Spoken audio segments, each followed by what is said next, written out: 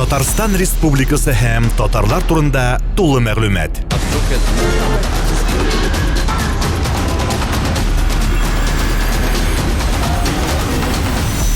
Татар-информ мәгълүмат агентлыгы. Бар, сіз сораулар җиткерә аласыз төп спикерларыбызга һәм инде әлбәттә үз фикерләрегез белән дә бүлешә аласыз.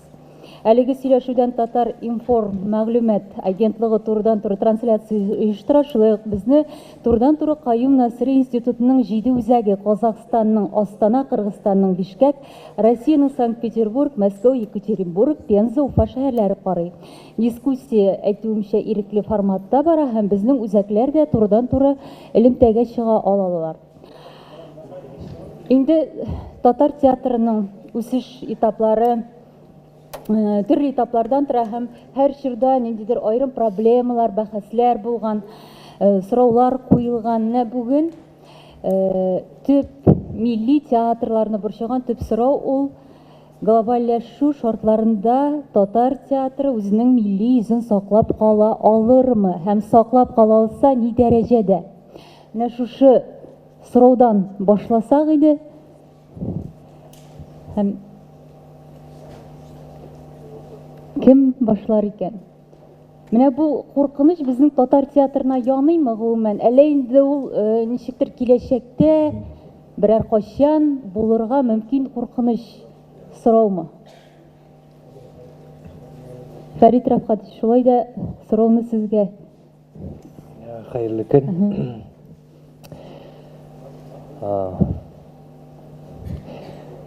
Глобальләшү янымы, янамыймы? Минемчә, ул безнең театрга гына кагылмый, гомумән театрга гына да кагылмый, ул гомумән Россиядә яши торган милләтләргә кагыла. Әлбәттә инде шуннан чыгып, әлбәттә театрга да кагылачак. Без менә Навруз фестивален оештырабыз. Ел сайын хәзер уза ул, форумда уза, фестивальдә уза. Бездә төрле Россиянең почмакларыннан, милли республикалардан, элеккеге СССР республикалардан кунаклар килә, театрлар килә. Һәм без күзәтәбез, күрәбез. Күп кенә театрлар, мәсәлән, Алтай театрлары, Хакасия, Алтай яклары, менә теге як театрлары, алар үз телләреннән әкрен генә чигенә баралар. Алар күбрәк глобаль. Без чөнки бүгенге көндә теге дөнья күләм глобаль турында гына сөйли алмыйбыз. Безнең Россиядәге глобальләшү турында сүз бара минемчә. Шуңа күрә безнең күзәтүебез буенча без күрәбез шактый гына театрлар, милли театрлар үз телләрендә уйнарга куркалар.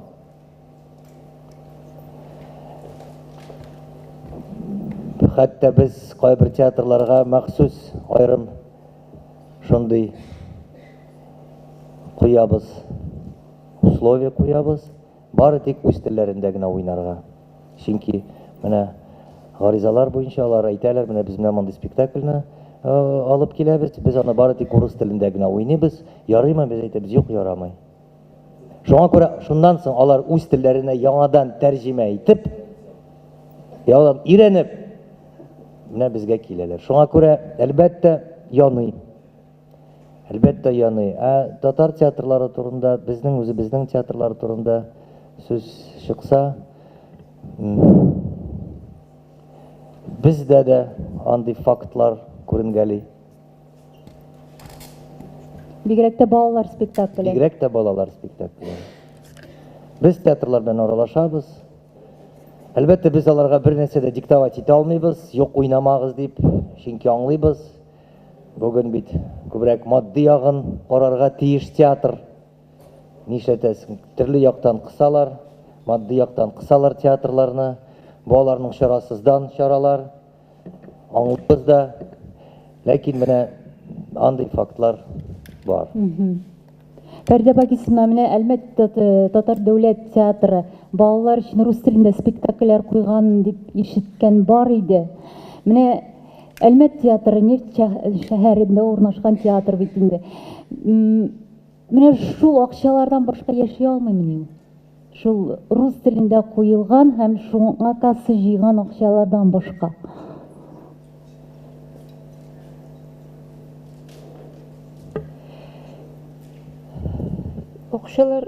Акчага гына илтеп җиткерүдә бәлки алай юк түгелдер сорау. Нәрсә дип әйтим?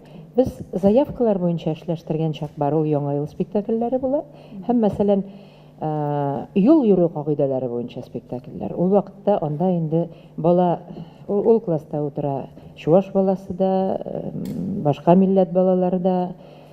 Хәзер инде бик күп үзегез беләсез милләтләр әлбәттә бик күп яши. Чөнки читтән күчеп килгән кешеләр дә бар. Шуңа күрә менә ул заявкалар белән куелган спектакльләрдә бигрәк тә менә мин әйткән спектакльләр русча баралар. Кирәк. Шуңа күрә ул акчага гына да бәйле түгел хәтта. Хәтта ул планга гына да бәйле түгел. Ничектер балалар белән аралашуны үзмис иде. Алар безгә балалар бит барысы да. Анысы да бар аның. Театр белән таныштыру дигән әйбер бар. Менә шул максат дип әйтмим менә шулай килеп чыга. Бусын. Аклану түгел, әмма ләкин бу аңлату, күпмедер дәрәҗәдә аңлатма. Мин әйтмәс идем, Әлмәт театрына гына кагыла дип, бу инде безнең башка театрларда да бәлки мондый хәлләр. Әлбәттә, инде әле кайчан 2014 елларда Салават театры килгәч, башкорт театры рус телле спектакльләр алып килгән һәм шунда мәдәният дөньясында Туфан абый бик каты әйткән иде аларга. Ни өчен Казанга, әле үзегездә уйнагыз, ни өчен Казанга сез алып киләсез бу спектакльләрне дип. Һәм инде безнең менә Дамир Самирханов утыра Мизәләдән инде вазгыять балалар спектакленә кагылышлы. Чөнки балалар дибез ни өчен менә шушы темага кирип киттегез дип уйлыйсыздыр. Чөнки балалар безнең киләчәк һәм бүген театр нәкъ менә алар аша да үзенә киләчәккә тамашачы әзерли. Зур шәһәрләргә караганда Минзәлә театрына аеруча читен яшәргә, чөнки безнең 17 меңлек кенә шәһәр. Әле күбесе белмидер, ул 17 меңнең 6 меңе генә татар халык. Калган урыс. Шуңа күрә урысча спектакльләрне уйнасак та, без бит аны иптәшләр хәзер әз генә онытабыз, без бит аны барыбер Тукайны уйныйбыз.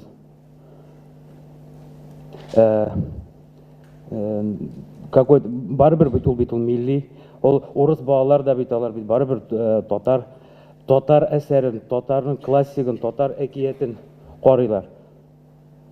Кул чабалар. Шунда ук, например, ике спектакль татар телендә алып барсак, өченчесен урысча уйнасак та, мин моны ниндидер үзебезнең татар милләтенә, татар дине хилаф китерү дип бер дә уйламыйм. Чөнки без татар театры, без бит аны кешеләр, балалар да аңлыйлар бит, бу татар театры. Әйтәләр бит, татар театрына барабыз дип. Заманасы шулай булгач, миңа калса, әйе, әлбәттә күбрәк татар әсәрләрен куярга кирәк, татар әкиятләрен чыгарга кирәк инде. Ансы хак. Ләкин театр яшәргә тиеш. Бу инде яшәүшнең бер чарасы гына. Заманына карата. Әйе. Менә игътибар итегез, безнең бүгенге әңгәмәбез милли театр һәм глобаллашу шартларында аның үзен саклап калу мәсьәләсе. Һәм бу мәсьәләгә җавап бирү барышында без һичшиксез татар өчен театрның урыны, әһәмияте дигән сорауга килеп чыгабыз. Татар театры ул татар милләтенең яшәешенең бер мөһим тармагы. Безнең динебез, телебез һәм театрыбыз саклап калды һәм саклап килә икән. Шуңа күрә без үзебезнең милли йөзебезне беренче чиратта шушы театрыбыз аша күрсәтергә тиешбез. Мин Дамир әфәнде белән килешә алмыйм. Менә бүгенге шартларда һичшиксез глобаллашуның йогынтысын барыбыз да тоябыз, күрәбез. Әмма ләкин Мәскәү, Петербург яисә Европа театрларына без рус телендә уйнаган спектакльләр белән түгел, киресенчә үзебезнең милли йөзебезне күрсәткән, үзебезнең тел үзенчәлекләрен, этнографиябезне күрсәткән әсәрләребез, спектакльләр белән кызыклы.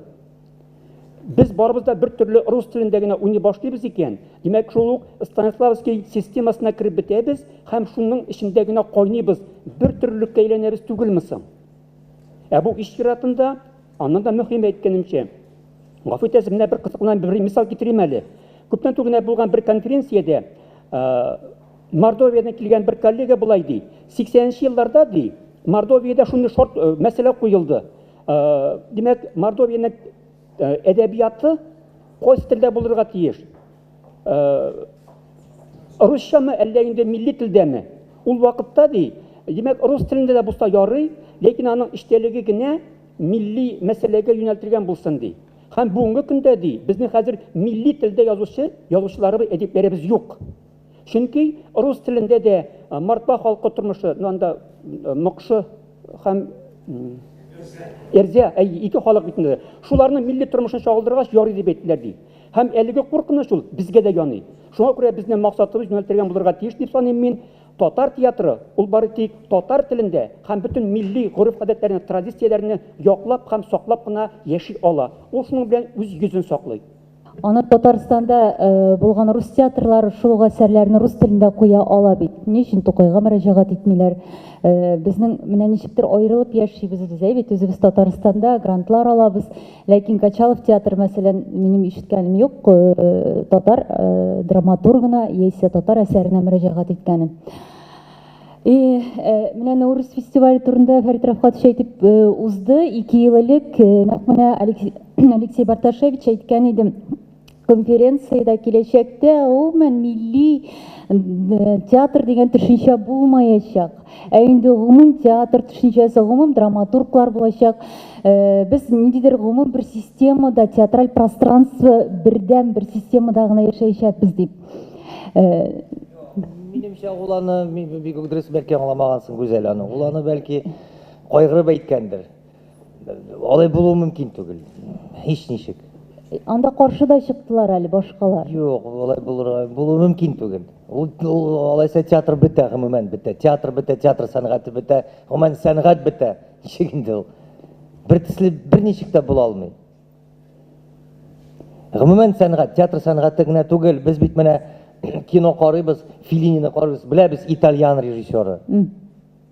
Чингиз Айтматовны әлбәттә ул менә урысча язган. Но барыбер без беләбез, ул кыргыз язучысы. Монда бик ул мәсьәлә бер мәртә кузгатылган иде. Нәрсә менә Чингиз Айтматов урысча яза, ләкин барыбер бит менә Чингиз Айтматов бөтен дөнья белә, ул кыргыз автор, ул кыргызны күтәргән, ләкин урысча язган. Менә ул мәсьәләгә сез ничек карыйсыз? Ул мәсьәлә Яки Назар Думбадзе. Яки Фазыл Искәндәр. Урысча яза, урысча басыла, ләкин без барыбыз да беләбез, ул абхаз язучысы.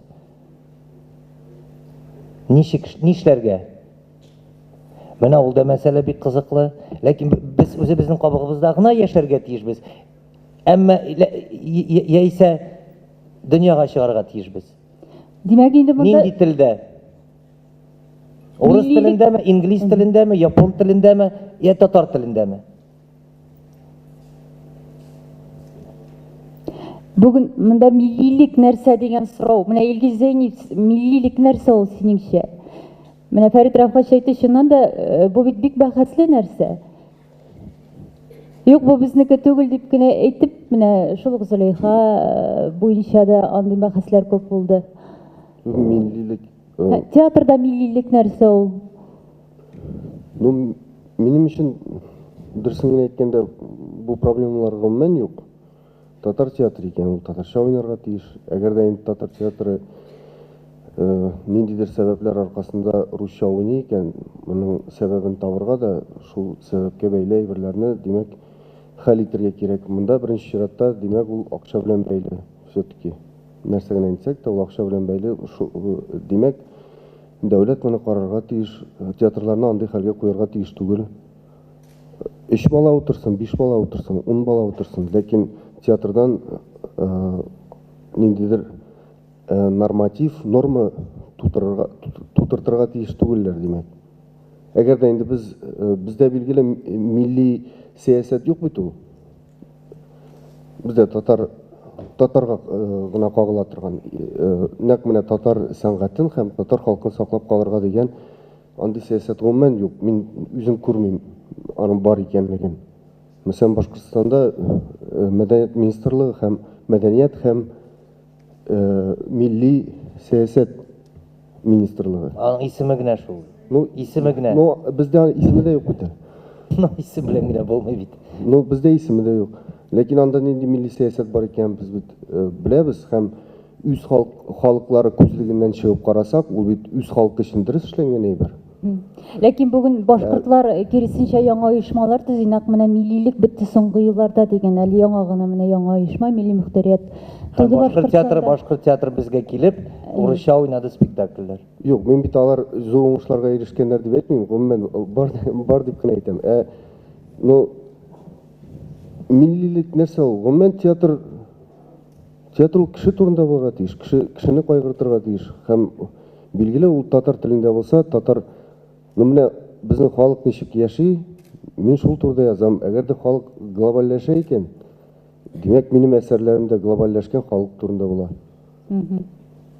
Билгеле, без зәңгәршәлләрне, галиябануларны хәзер глобальләшү дип аларны русча яисә ниндидер анда, ну барып чыкмый аларны джински уйнап яки ничектер заманлаштырып һәм кирәкмидер дә. Һәрбер әйбернең үз урыны, миңа калса, сәнгать беренче чиратта ул кеше турында булырга тиеш. Һәм кешенең тирәнтен фәлсәфи мәгънәдә нинди кичерешләре, борчулары турында булырга тиеш. Шул очракта гына ул әсәр үзебезнең халык өчен дә кыйммәтле буланың. Һәм менә әлегә атап үткән Фазыл Искәндәрләр, Шыңгыз Айтматовлар кебек инде башка халыкларга да, мәсәлән, СССР киңлегендә таралган зур авторлар. Но аларның кыргызлыгы яки абхазлыгы миңа калса белеп әйтмим. Хәзер бу уйдырма кебек кенә инде, фикер буларак кына. Миңа калса алар русча, Шыңгыз Айтматов башта кыргызча яза торган булган булган, бираздан соң гына русчага күчкән. Язган чакта да шул вакытта аларны турыдан-туры тәрҗемә иткәннәрдер үз телләрендә дә басылгандыр. Шуңа күрә дә бәлки ул сакланып калгандыр. Һәм шунда онытмаска кирәк, алар совет чорында иҗат иткәннәр. Һәм инде бүген бөтенләй башка Фазыл Искәндәр күптән түгел генә үлде әле. Ну, ансы үлде, ләкин иҗат итеп вакыт. Шуңа күрә милли, ничек инде милли, ну, беребез дә хәзер бит инде 100 ел элек киенеп жүргән кебек киенеп йөрмим. Нәрсә ул миллилек?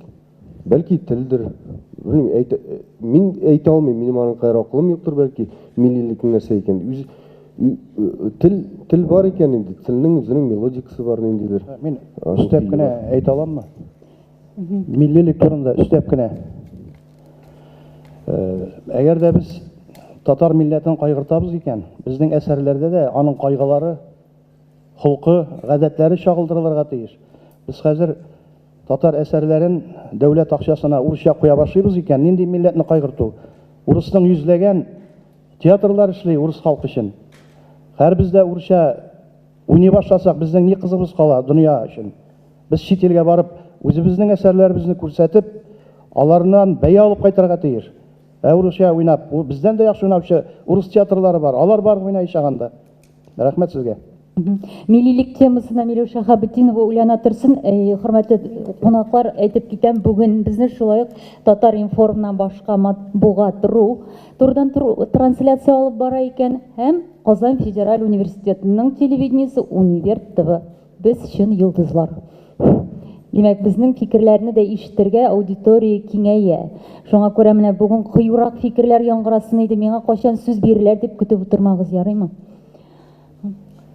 Миллилек мәсьәләсенә килгәндә, безнең бүген миллилек өлкәсендә белгечләр бетте.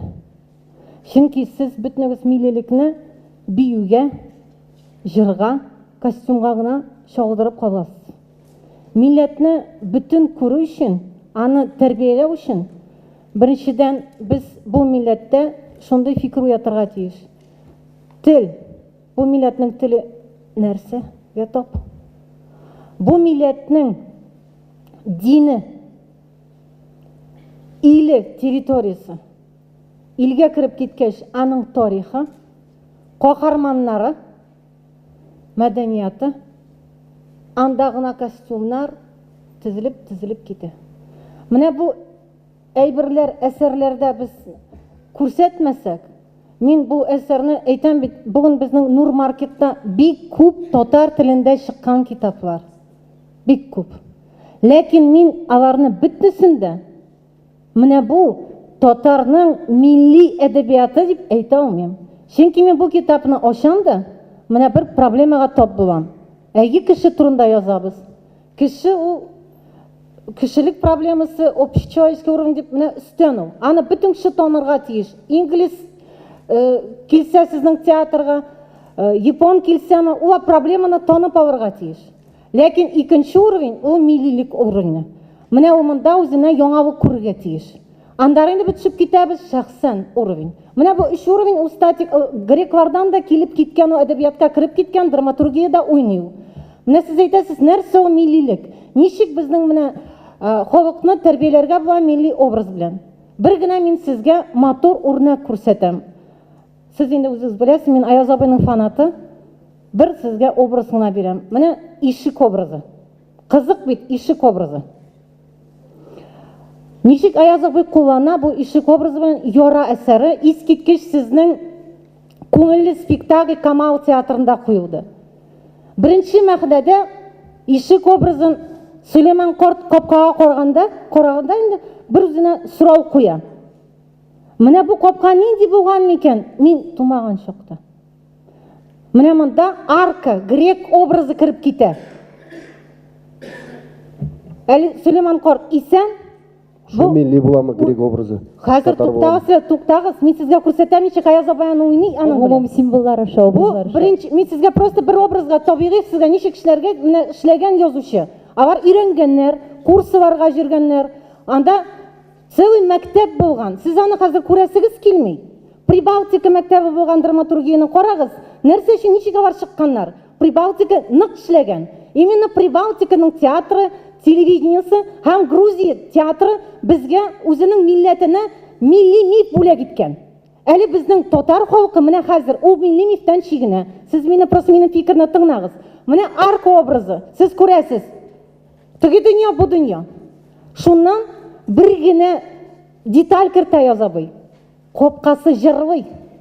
Рус укучысы сразу танып ала. Бу бит старосветский помещик. Бу бит идиллийский хронотоп. Бер-беренә тугры булган ике карт турында, мәхәббәт турында. Чөнки Аяз абый кем белән сөйләшә? Ул киң аудитория белән сөйләшә. Икенче фикерне керә. Татарда капка нәрсә белән аерыла? Капка ул ир кешенең йөзек кашы. Чөнки ир кеше өйләнгәч, йорт төзегәч, башта капкасын төзегән. Һәм безнең капкаларда тамгалар булган. Ике үзенә бер-берсенә шаган капка татар авында булмаган. Бу капка аркылы бу нәселне таныганнар. Өйрәнегез, карагыз, археографик әйберләрдә бар ул. Гүзәл Валерия Сөлейманның кызы диссертация яклады, китабы чыкты, анда әйберләр бар. Шуннан икенче мәгънә керә. Уйлагыз, урыслар капканы әйтәләр, ничек ачык капка дип әйтәбез. Безнең килен өйгә керткәч, безнең капка ябыла килен өчен. Менә горыф гадәт керә. Капканы итеп ябыла, чөнки безнең килен үз йорты өчен үлгән кеше. Ул яңа йортка кереп, яңа нәсел төзи. Шуның өчен Сөләйман картның капкасы ябыла, чыгып киткәч кенә. Теге дөньяга чыгып киткәч кенә. Менә шулай образлар белән драматург уйнаса, һәм менә бу образның нечкәлеген без сәхнәдә саклап калсак, без милли театрыбызны саклый алабыз. Ләкин гел 5 планкага гына төшерсәк, әле без хәзер, мин хәзер бик сөенәм, менә Камал театрына рәхмәтемне әйтәсем килә. Бик мин нык җаным кинәдер минем. Безнең милли моңнар дөрес яңгырамагач сәхнәдән ак калфакны чыгарып, примирение булды безнең. Мин рәхмәтемне әйтәм, чөнки монда ничә ансамбль чыкты һәм күрсәтте безнең милли моңның төрлелеге. Ләкин ничек ул менә бу глобальләштерү дөньясында татар булып кала? Нинди дөньяның почмагында җырланмасын? Моңын саклап калган һәм образларын саклап калган. Монда милли фәлсәфәсе бар. Без ни өчен безнең менә бу фаҗига? Без бөтенебездә дөньяга үпкәләмәгез. Татарча сөйләшсәк тә русча карыйбыз. Чөнки без бөтенебездә рус мәктәбен бетердек. Безнең милли әдәбиятыбызны, милли тарихыбызны без күрмәдек. Безгә бик аны бик сокращенный вариантын бирдек. Шуның өчен без үзебезнең милли образларны танымыйбыз.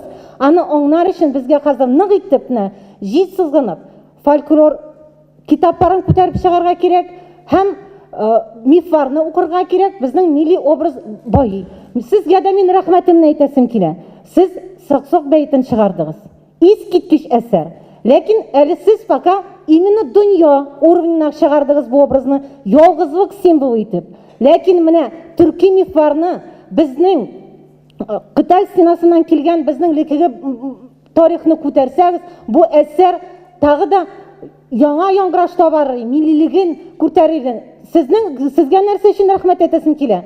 Сез безнең татар әдәбияты тарихын һәм бу мифны Габриэль Маркес дәрәҗәсенә күтәреп, дөнья әдәбиятының кысаларына кыстырып, һәм шунда ук безнең шигъри традициясын күтәреп чыгардыгыз һәм күрсәттегез. Менә безнең Тукайны без менә булай схема буларак кабул иттек, а сез менә мондай традицияны карагыз әле. Менә монда Мударис Заглам традициясы, менә монда Такташ традициясы. Бәлки инде менә бу миллилек. Аңлашылды. Димәк инде образлар, символлар, кодлар менә бу генетик рәвештә алар сакланырга калмый ул миллилек.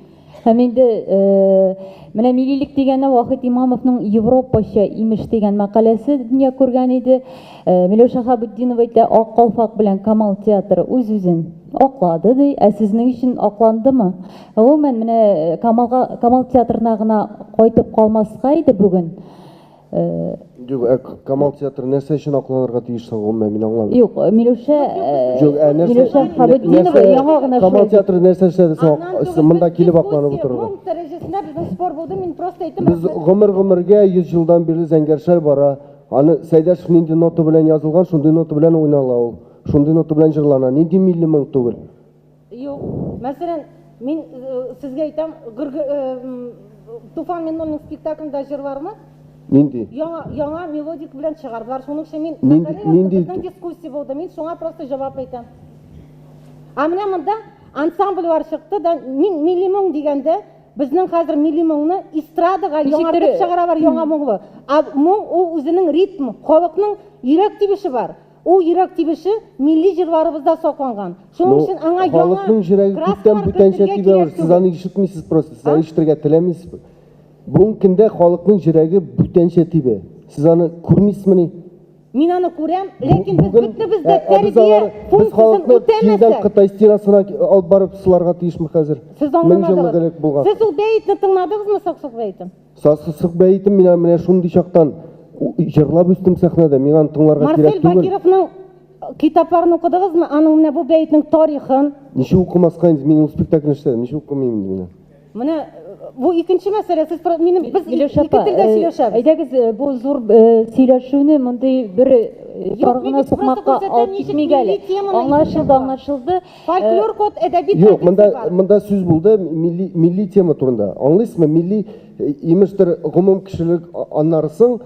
Сез кайсы бөек әдәбиятта күргәнегез бар? Инглиз дигәнне, ләкин латыш дигәнне. Анда бер кайда әйтелми. Безнең бөтен әдәбиятның 90% татар. Үзенең татарлыгы белән проблема булган халыкта гына шул булырга мөмкин. Мин татар, мин 17 ел буена татар авылында үстем, Мишар авылында үстем. Минем татарлыгым белән бер проблемам юк. Мин татар булуым, мин сайламадым үземне татар булырга дип. Шуңа күрә мин ул әйбер белән горурлана алмыйм. Мин гомумән аңламыйм үземнең татар булуым белән горурлануны. Ничек горурланып була? Әгәр дә миңа әйтсәләр, рус буласыңмы, татар буласыңмы? Мин татар дип. Менә мин моның өчен нәрсә эшләдем? Аллаһ Тәгалә мин татар итеп җибәргән, бу бирелгән миңа инде. Мин аны әгәр дә мин татар булуымнан хурлансам, менә бу проблема булыр. Мин татар һәм татар халкы өчен үз телемдә хезмәт итәм. Менә шул беренче чиратта һәм кешенең күңелендәге проблемаларын ачып бирергә тырышам мин. Үземнең бирелгән сәләтем һәм инде ниндидер дәрәҗәдә тәҗрибәм белән. Илгиз, монда нәкъ менә татар дип түгел, тирәндә яткан һәм миллине нәрсәдә соң милли? Менә әйтә бит образлар аша дип. Образлар бүгенге көндә бит образ үзгәрә бит, ул көндә үзгәрә. Сез карагыз, минең серб кем әле безнең режиссер кино?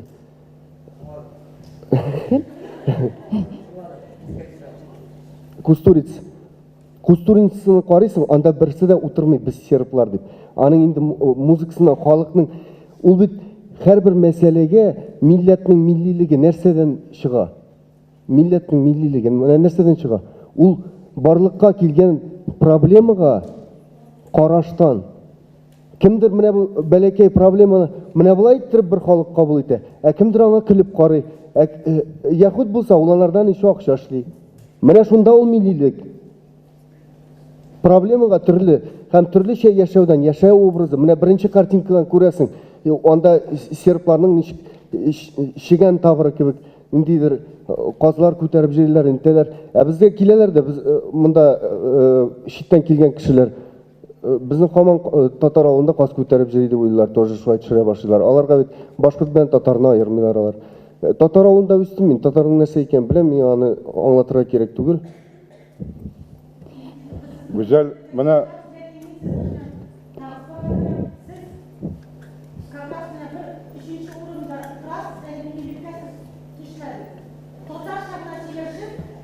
Мин 17 жыл авылда яшәдем. Хәзер миңа 30 яшь тула берничә көннән, әйме Алла теләсә. Мин шул кешелек дәрәҗәсенә 13 жыл буена күтәрелдем. Хәзер кирдән мин анда төшәсем килми инде. Гафу итегез.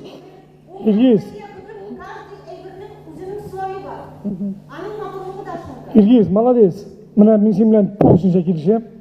Син бүген татар, бүгенге хакыйкать, әйбет, шуңа күреп, ничек синдән дә күп иҗат кешеләр бик сирәк, бармаклап санап була. Син шушы телдә, татар телендә язасың, татарның төбеннән чыккан, авылыннан чыккан кеше буларак, менә мин син белән тулысынча килешәм. Бүген бит монда конференция менә җыелдык, әйбет, һәрбер сүзен күрсәтеп, нәрсә сөйләргә теләячәк. Роман конференция нәрсә өчен бара? Кемдә булса истәгеләр тыңлыймы безне? Тыңлыйм. Тыңласалар әйбәт. Тыңлап үзгәрсә тагы да әйбәт булачак. Монда бит беләсез нәрсә, менә милли, әгәр дә без телибез икән милли телдә балалар спектакль уйнарга, аны дәүләт айрым финанс ясарга тиеш. Чөнки бу 3 кеше утырамы, 4 кеше утырамы, чөнки кемнән-кем шахмат пропорциясендә ул аудитория кими бара. Сегодня дети, завтра народ. Бүген театр аркылы күбрәк бала үткән саен, әлбәттә проблема киләчәк кәзрәк булырга тиеш. Но менә Илгиз белән килешеп шуны әйтәсем килә. Дәүләтнең айрым политикасы булырга тиеш. Татар бүгенге көндә икенче милләт буларак Россиядә үзенең унлап театрын татар телендә уйнатып яшәп тора.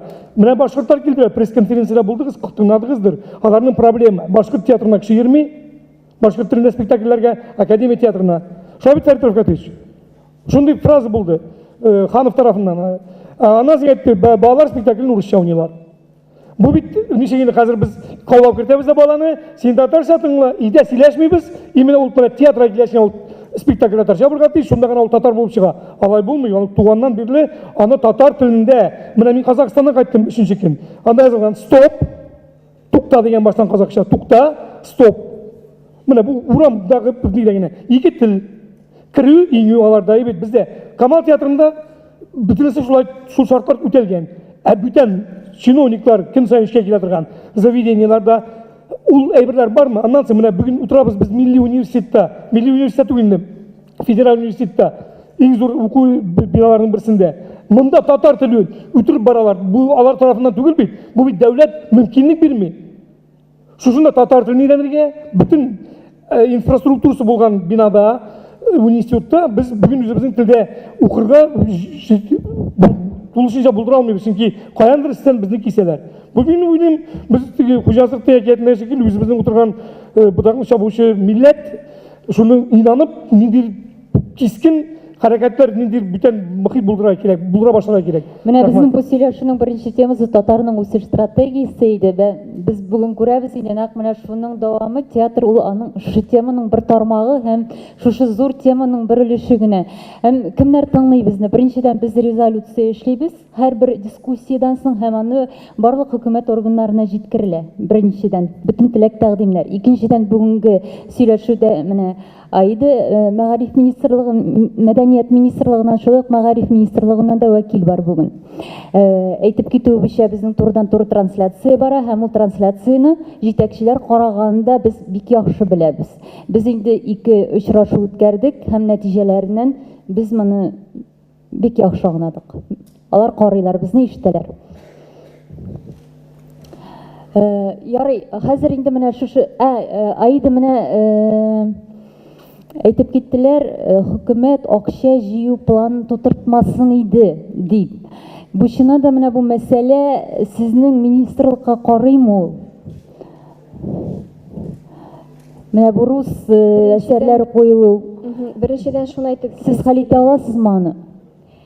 шуны әйтергә кирәк. Башта монда бик күп кенә сүзләр әйтелде инде. Безнең җитәкчеләребез, аеруча менә безнең регионыбыз, Татарстан Республикасының регионы җитәкчелеге мәдәнияткә һәм театр сәнгатенә игътибары әз дип әйтеп булмый берничек тә, чөнки аларның игътибары зур. Безнең 15 театр дәүләт театры һәм шул ук 3 муниципаль театр арасыннан 12 театр татар телендә спектакльләр куя.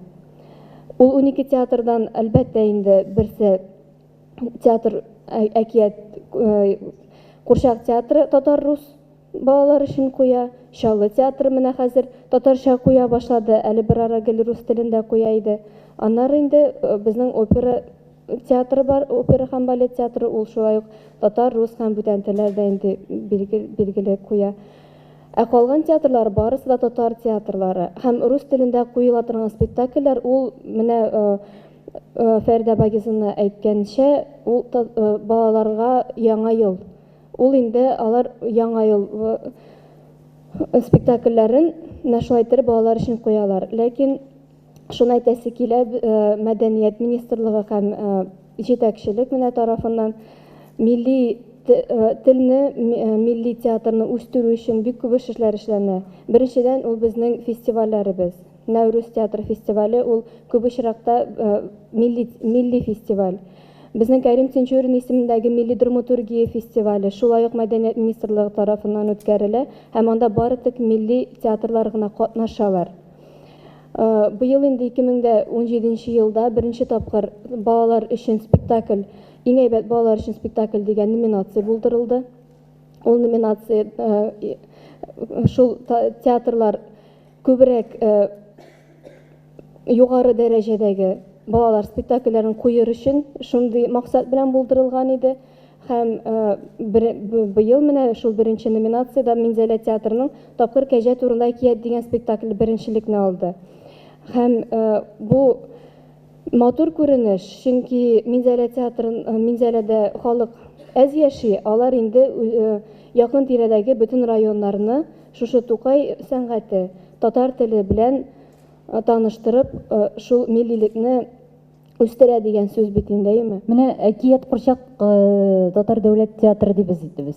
Әле күптән түгел генә танышым, мин кассага билет алырга килдем. Билетов нет диләр ди инде менә берничә айга. Татар телендә дә юкмы? На татарский есть дип бирделәр ди. Ягъни алар хәтта менә ничектер тамашачы нәрсә теләгәнен кассир хәтта кызыксымый, чөнки татар әсәрләренә йөрүче юк дип әйтәләр һәм шуңа хәтта мондый сораучылар булмас кебек дип менә шундый аптырашта һәм хафалануда шалтыраткан иде. Бу субъектив айрым бер, Ләкин аз йөриләр бит инде, аз йөриләр. Менә рус труппасы бар. Роза Сәйтнурны бүген Оренбургта, алар менә Нияз Игламов, Индус Насыйхович, алар барсы да Оренбургта фестивальгә киттеләр, катнаша алмадылар. Ләкин бу проблема бар, һәм инде ул аерым проблемадыр. Бүген бәлки аңа кагылмаскадыр бит әкият Курчак театрына кагылышлы.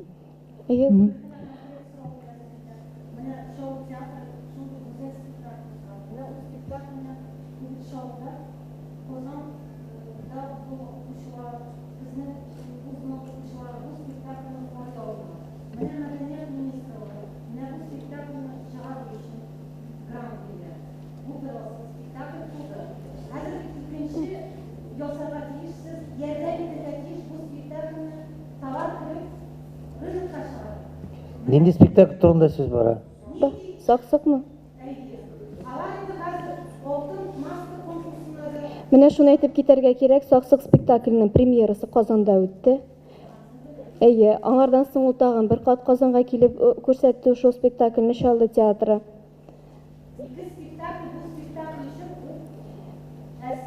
Чөнки Закамский театрлар безнең елына 2 тапкыр гастроль ясасалар, ул инде алар өчен бик зур казаныш дип әйтер идем мин. Һәм шуны әйтәсе килә, менә Илгиз Зәйниевның бу язган Саксык әсәре белән без шулай ук үзебезнең миллилегебезне, хәтта ки Золотая маска националь театраль премияга чыгару ул инде зур казаныш дип әйтәсе килә. Юк, менә сезгә хәзер менә сез бит монда единственный представитель дәүләт. Менә нинди сезнең планда ничек спектакльләрне исән калдыру? Грант туды, спектакль туды. Ул грантны үтәделәр дә, спектакль югалды. Театрның акчасы юк, аның бинасы да юк. Театр живой организм һәм спектакльнең бару, бармау ул инде шушы безнең тамашачы йөрү һәм йөрмәүгә бәйле. Аның турында безнең Бу спектакльгә тамашачы хәтта тулырак та мәгълүмат әйтер иде, ничек ул спектакльне яшәтергә һәм яшәмәгән очракта Бу очракта инде кама аръягы һәм инде башка теге Казаннан читтә булган театрларга, хәтта безнең Казанда булучы шул ук яшьләр театрына да кеше йөрми бит. Менә без реклама җитмиме, менә анда менеджмент җитмиме. Без аларны хәтта белми калабыз, репертуарда аз гына баралар да ничектер төшеп калалар. Төрле форумнар үткәрелә, Нәүрүз форумы үтә мәсәлән. Театрлар күбрәк шул форумнарда катнашсыннар иде. Менеджмент буенча. Ләкин анда барсы да эләгә алмый бит инде. Һәм аерым-аерым спектакльләр генә сайланылган спектакльләр. Форумда өйрәнергә кирәк. Аңлашылды. Таламмы мен, бер генә сүз. Реклама дисез. 90 реклама бирегез, начар товар сатасыз икән, реклама кире эшли башлый. Рекламага алданып килгән кешеләр әсәреңне карый да, соңыннан кире реклама башлана да, һәм ул колактан колакка, телдән телгә күчеп бик тиз тарала. Һәм шулай итеп сезнең рекламагыз әсәрегезне карамаслык итә дә куя. Менә реклама шушы. Сез калдым. Юк, әлбәттә, менә безнең театр даирәсендә шундый менә һәрбер кеше ничектер үзенчә фикер йөртә һәм субъектив була ул һәм һәрбер кеше үзен генә хаклы дип уйлый. Һәм башкаларны ишетергә теләми. Ничектер менә шушы әйбер бар. Һәм бүген дә менә без лабораториялар дибез, фестивальләр, форумнар, ничектер театр һаман izlәнә, алга барга тырыша, заманнан артта калмаска тырыша. Шул вакыт шундый зыялыларыбыз бар. Нәрсәгә кирәк ул? Һаман читләшәләр, миллилек бетте театрда. Нинди без үзебез уйлап чыгара алмыйбызмы яңа формулар диючеләр дә бар. Менә бәлки шушы сорау белән дәвам итәрбез. Güzel, гафу Тыңлап торам да безнең бу әңгәмә производственный совещаниегә шап калды. Без төп фикердән тапылып киттек бугай. Безнең бит бүгенге очрашуның фикере милли театр. Милли театрның үсеше. Әйдәгез менә башта милли дибез икән, милләтнең нәрсәгә нигезләнгәнен искә төшерик. Милләт 3 баганага таяна. Милли тарих, милли мәдәният һәм милли тел. Ансыз менә бу 3 баганасыз милләт була алмый. Милли тарихыбыз, Аллага шөкер, азмы, күпме, яхшымы, начармы, бар институтлар эшләп килә, китаплар чыга. Алла бу эштә шөкер дип әйтеп була. Театр сәнгатендә, милли театр сәнгатендә, Аллага шөкер, шулай ук яшьләр килә, яшь артистлар килә, режиссерлар, әйбәт режиссерлар эшләп килә, укып киләләр. Халык йөри, яшьләр дә йөри. Бу чиракта да шөкер дип әйтеп була. Ләкин менә 3нче баганага килгәндә милли телгә, татар театры, милли театр бик нык татар теленә, милли телгә бәйле. Менә монда зур гына проблемалар күренә. Менә сез карагыз, авылларны әйтмим, поселокларда, шәһәрләрдә балаларыбыз бөтенләй татарча белми диярлек. 4-5 яшьтән алып күз йомабыз, шуңа белмиләр. Балалар бакчасында, рус телендә, мәктәпләр ябылып бетте, интернетта балалар русча итәләр, язышалар, аралашалар. Һәм менә шул сәбәптән безнең театрларыбыз, менә бөтен без беләбез, аны шыпыртна уялып кына әйтеп киттек. Шуның нигезендә безнең театрларыбыз рус телендә спектакльләр уйный. Моның өчен кем гаепле? Театрмы? Театр гаепле түгел. Чөнки театрның финанс планы бар, ул аны үтәргә тиеш. Татар телендә генә спектакльләрне уйнасалар, әйтергә канун Галиәскәр Камал театрынан тыш бөтен театрлар. Галиәскәр Камал театрында бөтен спектакльләр татар телендә бара. Менә шушы театрлар татар тілінде спектакльін ойнасалар, билет алушы жоқ. Айырым кішілер генә түгел, жәмғият кішілер генә түгел, зур ұйышмаларыбыз. Ол ұйышмаларда татар тілін сақлайбыз деген фондлар бар. Ләкин менә алар театрға заказ ясаганда безгә рус тілінде спектакль қойығыз, юкса билетларыгызны алмыйбыз дейлер. Менә монда сорау туа.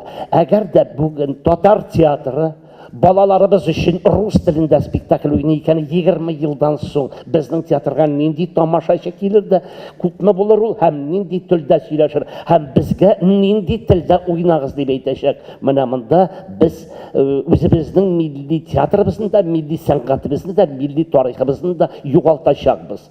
Моңа кем гаепле? Кирәкми. Хөкүмәт анда программа ясамаган, хөкүмәт китаплар чыгарырга тиеш, хөкүмәт тә түгел. Күршеләрнең, дошманнарның теге вәсвәсәсе дә түгел бу. Моңа кем гаепле? Без үзебез гаепле. Әгәр дә минем гаиләдә дәвәни әти-яни үзебезнең балаларыбызны татар телендә, татар рухында тәрбияли алмыйбыз икән, димәк без үзебезнең телебезгә, үзебезнең тарихыбызга, үзебезнең мәдәниятебезгә хөрмәтсез карыйбыз, битараф булып калабыз. Һәм аз гына үзебез акыртын шул ничегәле башка милләткә күчеп баралар, ассимиляцияланып барабыз. Чөнки бит хикмәт нинди спектакль куюда түгел, менә анда татар дип әйтәләрме, грузин дип әйтәләрме, анда түгел. Баланы татар телендә һәм татар рухында тәрбияләүдә. Әгәр дә кешедә рух булса, дөрес рух тәрбияләнсә, ул телен дә өйрәнәчәк. Илдар абый, аның менә бик тәрбияләсе килә дә, менә минем бик тәрбияләсем килә. Баламны театрга, татар театрына илтим әле, анда баш татарча спектакль карый. Килсә анда урысча уйныйлар. Кайда уйныйлар? Мәсәлән, менә бик тәрбияләсе килә, менә әтисенең, әнисенең бик тәрбияләсе килә дә. Чөнки менә аңлагыз, мин не о личностях и не о частностях. Мин принциплар һәм критерийлар турында әйтәм. Менә нәрсә безнең күзебезгә бүген күренә. Бүгінгі сөйләшүдә шулай да біз хәзер тел проблемасына бөтенләй кіріп китсәк, ул беренчедән без аны хәл итә алмыйбыз. Шулай да безне бу миллилек театрда ничек чагыла, драматургиядә, режиссурада, проектларда аерым. Радик дөрес әйтте. Бит туктагыз әле, аннан соң бит театрларда нинди әсәр чыгаралар. Бит әсәр нәрсәдән туа? Әсәр туа драматургиядан. Драматургия, бала җәмәгать, без 21-нче гасырда яшибез. Һаман да безнең драматурглар Тукай бабай уйлап чыгарган кәҗә белән сарык әкиятеннән китә алмыйбыз. Бердән-бер илги сәнәт чыгарды, ничек әле сикреп йөри торабыздан. Менә шу, менә каядыр яңа сүз булды. Аңа карадылар, аңа бирелеп, халык күп йөрде. Biz başka teatrlarda, başka dramaturglar, keyfe bilen soruktan başka haman sikir almayız. Eğlendirerler de koyuyorlar şunu, eğlendirerler de koyuyorlar. İnternet zamanası, bütün başka teknolojiler, şularını uylap yazarga girer. Yani anda halık yere işe. Şundan şulay hem bilen Ул кәҗә белән татар әкиятен монда шәһәрдәме, авыллардамы балалар шундый яратып карый. Ничем яларга шундый яраткан әсәр урынына Кыштыклыны. Килсеннәр Казанга карасыннар Кыштыклыны. Ну бит халык мунча ташында яратып карый бит инде. Мунча ташы әйбәт дип хәбәр. Сез карадыңызмы безнең кәҗә сарыкны? Ул мунча ташыннан намного югарырак. Әлбәттә, менә юк драматургия турында шулай да сүз бар һәм ул дөрес, чөнки менә провинциаль аң турында сүз алып бара, тәнкыйтьчеләр дә Мәскәүдән килгән. Инде безнең драматурглар әйтәләр, алар безне аңламый. Без үзебезчә эшлибез, без татар милләтенә хезмәт итәбез. Менә бүген Мансур Гыйләчев, Зөлфәт Хаким килергә тиеш иде, аларның урыннары буш. Килми калдылар. Менә бүген инде Радиф Сәгъдинең бик ялкынлы чыгышлары бар. Режиссерларны гаепли күп очракта. Менә бу турыда нәрсә әйтә аласыз? Бармы сездә заманча әсәрләр? Biz әсәрләрне язып торабыз. Соңгы елларда гына миңа калса бик сезнеңчә урысча әйтсәк современный әсәрләр чыкты. Бер саның Раил Садриев куйган Утын пуляны, авылда яшьләр калмау һәм кызык вакыйгаларга бәйләнгән ул бик современный, ул борчый торган әйбер. Авыллар бетеп бара. Икенче әсәрем чыкты современный, ультра современный. Яшьләр театрында бик рәхәтләнеп карыйлар. Монда мәсьәлә һәр режиссерларны, драматургларны гаепләүдә түгел. Менә тиздән 7-9 июльләрдә була. Ләкин бит сез еш кына мәкаләләрегездә гаеплисез. Мин ни өчен гаеплим? Кайвакытта режиссерлар драматурглар өстенә ыргыталар бөтен булмаган әйберне. Чөнки режиссерлар гына үстерә ала драматургларны. Режиссер гына драматургтан драматург ясый ала. Бүгенге көндә режиссерлар драматурглар белән эшләмиләр. Драматург бит ул сиңа шимал бирә. Шималдан син начар ризык пешерәсеңме, яхшы ризыкмы? Режиссердан тора. Ул бит режиссерга китердең дә әсәр шул килеш куелмый. Ул 10 мәртәбә, 20 мәртәбә төзәтелергә тиеш, өстәп язылырга тиеш. Аннан соң әсәрнең идеясы көчле булмаса, юк кына вакыйгалардан тыш аны тамашачы карамый, чөнки тамашачы жүләр түгел. Әгәр без тормышта кебек кенә әсәрне куябыз икән, тамашачы аны карамый. Ул 3-4 мәртәбә, 5-6 мәртәбә катлауланрак булырга тиеш тормыштан караганда. Менә сез Язучылар берлегендә драматургия секциясын алып барасыз. Анда нинди драматурглар, кемнәр бар, яшьләр бармы анда? Менә без яшьләрдән күбрәк Илгиз Зәйниевны, менә хәзер Фәрит Рафкатов чыгаралар Камал театры Сөмбөл Гафаровны, Рүзәл Мөхәммәтшинның бераз исеме яңгырап китә бит. Яшьләр бармы алар? Кызганычка каршы юк, менә Илгиз Зәйниев иң соңгыларның берсе, әле мин Сөмбөл Гафарованың әсәрләрен белмим, спектакль чыккач карарга кирәк.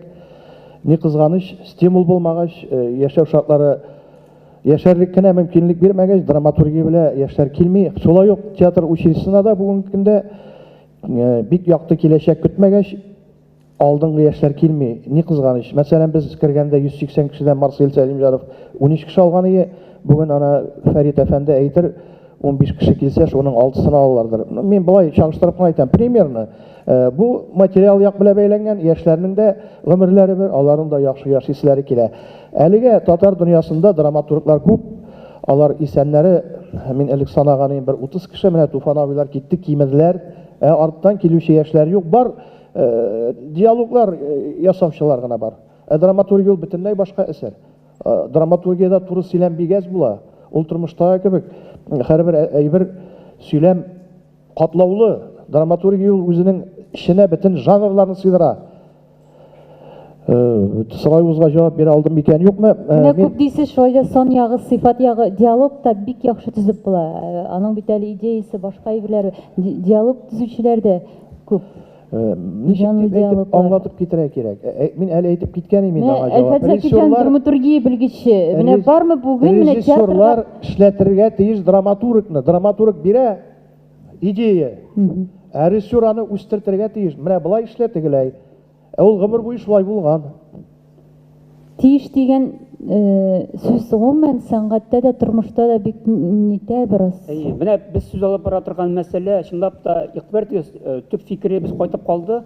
Театрга кем йөри һәм ни дәрәҗәдә ул тамашачы өчен кызыклы. Ләкин сорау сезгә башка сорау биргән сорауга җавап бирегез әле башта. Бу шушыннан бәйле ул. Чөнки спектакльләребезнең кызыклы булуы ул беренче чиратта минем каравымча драматургик материал белән бәйле. Күпмәгенә без режиссерларның ролен күтәреп, театрның урынын бик югары күтәрсәк тә, һәм ул спектакль чынлапта ул коллектив хезмәт нәтиҗәсе. Ләкин беренче чиратта миңа калганда нигез булып пьеса тора. Мин Туфан абый Миннуллинның менә шундай сүзләрен хәтерлим. Яхшы пьесадан начар спектакль уйнаганнан күргәнем бар ди. Ләкин начар пьесадан яхшы спектакль чыкмый ди. Аның сүзләре бу. Шуны күбек менә мин үзем бүгенге көндә, мисал өчен 2003 елдан алып 17 елга кадәр яңа татар пьесасы дип аталган конкурслар булды. Барыбызда күбебез беләбез. Әлеге пьесаларның иң яхшы, әлеге конкурсның иң яхшы әсәрләре 12 томлык булып басылып чыкты. Әлеге пьесаларны укып карагыз. Менә мин аның барысы белән дә дип әйтергә мөмкин таныш, ләкин кулымны куеп, йөрәгемә куеп әйтәм дигәндәй, мин аларның яртысын үзем режиссер булсам сәхнәгә чыгармас идем.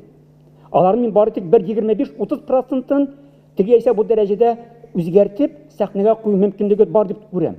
Миңа калганда бүгенге көндә безнең драматургиябез авыру хәлдә, торгынлык хәлендә. Ул бүгенге көндә хәл ителергә тиешле сорау мәсьәләләренең берсе булып тора. Әйдә болай карыйк әле. Біз татар драматургиясы турында спектакль ясап театр турында сөйләшә башлаганда, соңғы 50 елны искә алабыз да, әнә шул Хайвахид, Аяз Гилажев, Шәриф Хөсәенов, Туфан Миннуллинардан башлыйбыз. Әміне соңғы 20 елда мин қараған, біз залда отырушылар қараған спектакльдерден қойсысы алдағы буыннар ішінде қызықлы болыр, һәм драматургия яисә театр тарихында қалашақ. Туфан абының шулық саташуы мулласымы, Илгиз Зәйниевнең әрем исеме, Зөлфәт Хакимнең тілсіз күлкесі тағын бірінші әсәреме. Қойсы спектакльдер қалашақ театр тарихында. Шуңа күрә минемчә драматургия турында сөйләшү кирәк, һәм бүгенге әңгәмәдә ул нәкъ мин үзем драматургларга да билгеле бер дәрәҗәдә таләп куяр идем. Ул безнең авырткан ноктабыз булып кала. Шулай Кәрим Менә гүзәл әйтеп китәгә дә фактлар белән генә үләренә вафатына 2 ел кала Илдар абый Юзиев сәхнә журналында эшләде һәм аның гел әйтә торган бер сүзе бар иде. Ул шагыйрь бит инде, шагыйрьдә башлаган, біз аны шагыйрь буларак таныды беренче чиратта. Миңа драматургияны һәм сәхнә техникасын өйрәнү өчен 20 ел вакыт кирәк булды диде. 20 ел вакыт узды диде. Һәм менә бүгенге көндә Илдар абый үзе юк, аның пьеслары гөрләп бара. Радив дус, миндә бер шылмый, синдә бер шылма. Безнең дә пьеслар киләчәктә гөрләп барды, Алла bilsa. Менә инде сүз алганмын икән, Миләүшә ханымның бик кызыклы бер сорауы булды. Нәрсә соң театрның милли йөзе? Һәм шушы сорау янына минем тагын бер сорау куясым килә. Нәрсәгә кирәк соң миллилек бүгенге көндә? Бүгенге глобаль интернет заманында. Ни өчен кирәк? Һәм бу сорауыма бер генә сүз белән җавап бирәм. Казандагы татар мәктәпләрендә полициядә хисапта торучы тәртип бозу буенча балалар бөтенләй юк. Катнаш мәктәпләрдә бик күп, кызганыч әлбәттә. Менә ул милли тәрбия. Милли тәрбия ул рухи тәрбия. Шуңа күрә урыс баласын без русча, рус милли гадәтләре белән тәрбияләргә тиеш, татарны татарча, чуашны чуашча. Бу без уйлап чыгарган әйбер түгел, бу тормыш аксиомасы. Менә шуннан караганда тагын бер кызык әйбер бар. Без үскәндә 60-нчы елларда, 70-нче елларда безгә сорау бирәләр иде, дәвескә кем буласың дип. Без бер дә уйлап тормыйча космонавт дип җавап бирә идек. Сәхнә журналы Салават белән берлектә берничә еллык балалар арасында, яшьләр арасында шундый социаль сораулар уздырды. Һәм без шаккаттык үзебездә үскәч кем буласың дигән сорауга күпчелек балалар артист булам дип җавап бирделәр. Һәм бу чыннан да сизелә. Менә карагыз эстрадага, эстрада чыбын гимбәләре кебек, тулды. Аннан соң тагын икенче бер кызыклы факт әйтәм, яңалык әйтәм. Яңалык. Менә сәхнә театр журналы белән бергә Мәгариф һәм фән министрлыгы Сәер дигән балалар һәм яшьләр дигән фестиваль үткәрә башлады. Моны башта әйткәннәр иде, сез нәрсә эшлисез, Казанда балалар татарча белми, Чаллы шәһәрләрендә татарча белми, ничек итеп аларны сәхнәгә алып белеп сөйләтергә уйлыйсыз дигәннәр иде. Шаккаттык. Күбесе татар телен белмәгән балалар, абый, апа, мин уйныйм әле, мин спектакльдә катнашыйм әле дип киләләр. Һәм әлеге фестивальдә бик күп балалар, төрле милләт балалары катнашырга теләк белдерәләр. Һәм менә мин тагын бер мәртәбә әйтеп киям. Менә калип кысаларында сәрләү хәсис ясадык. Илдар абыйның менә ачынып әйткән сүзләре, чыннан да менә бу сәрләү хәсдә шул курс утыра бүген. Мин аларга рәхмәтле. Бер дә андый фикерләр ишетмәдек. Шул ук Нәфисә Исмәгыйлованың ватаным Татарстанда әңгәмә аның белән чыккан иде. Ул әйтте, менә мин үсмер яшьләр белән эшлим, татарлар белән. Татар спектакле куйык дисәләр, зачем нам это надо? Уф, менә шулай итеп кенә әйтәләр. Ягъни, әле без чыгарган вербатимнан да караңгырак безнең, һәм без үзебезне шулкадәр иллюзиядә яшәтмик әле, кагыйк дигән фикерләр җиткерә анда. Белмим, бу каян чыккан сүздер. Минем тигәл дәлилләрем бар. Мин әгәр дә кирәк икән, бөтен Татарстанның хәзер инде буш буенча Мәгариф министрлыгы шактый шөгыльләнәбез. Мин балалар бакчаларының саннарын, номерларын, адресларын әйтә алам, мәктәпләрнең саннарын әйтә алам. Менә бик теләп артист буласлары килә. Бик теләп, татармал, грек милләтеннәнме, чуаш милләтеннәнме безнең шушы фестивальдә катнашырга телиләр. Ул гына да түгел. Без кызык өчен Дубравный урамындагы бер катнаш мәктәптә Кариев театр артистлары белән үткәрдек. Шундый фестивальнең бер тармагын татарча белмәгән балаларны җыйдык, үз теләкләре белән берәүдә кишләмәдек, берәүдә мәҗбүр итмәдек, үз теләкләре белән, име? Һәм шуннан соң ата-аналар килеп, берәү, икәү, өчәү, унавына түгел, дистәләгән, килеп, рәхмәт, менә балам кайта да, өйгә кайта да татарча репетиция үткәрә башлый. Бездән ярдәм сорый. Бу сүз ничек әйтелә? Без үзебез дә белмибез. Без хәзер балаларга түгел, татар телен өйрәнү өчен үзебезгә репетиторлар яллый башладык дип әйтәләр. Безнең бу турда фактлар бар. Менә монда безнең мәгариф министрлыгыннан идарә башлыгы утыра, Гөлназ Хамзовна Исмәгыйлова әйме. Ул бу турда тагын да яхшырак белә. Ул да әйтеп китер, төгәл саннар белән. Без бу сүзләр белән сөйләшмибез. Мин гүзәлбене әйттегез, бүген җитәкчеләр дә тыңлый дип. Мин әйттем, татар мәктәпләрендәге җинаятьләр хакында, полициядә исәптә торучылар балалар юклыгы хакында. Менә җитәкчеләр кылагына бу бик әйбәт сүз. Әгәр дә бүген көндә без татар театрына, мен театрга күп игътибар бирәбез икән, акча бирәбез икән, ярдәм итәбез икән, милли тәрбия үзеннән-үзе, рухи тәрбия үзеннән-үзе әйбәт булачак. Менә беләсез, Мәскәүдә бүгенге көндә мода бар, театр модасы. Казан шәһәрендә нинди мода? Спорт модасы. Бу начар түгел. Мин спортны сөйләргә җыенмыйм. Ул физик сәламәтлек, ләкин шуның янында рухи сәламәтлек тә булса. Һәм мин театр, бөтен татар театрлары белән, халык театрлары белән бик нык аралашам. Эшем шундый, сәхнә журналы буларак эшләгән кеше буларак эшем шундый. Һәм бу тенденция бездә дә башлады. Менә бу фестивальләр, Буа театры фестиваль уздырды. Идел Урал фестивале. Гаяз Исхакилар хыялланган исем бу. Идел Буа Урал фестивале. Шунда шаклар каттык. Халыкның кызыксынуы театр белән. Ул бик көчле. Моны иштира белергә кирәк.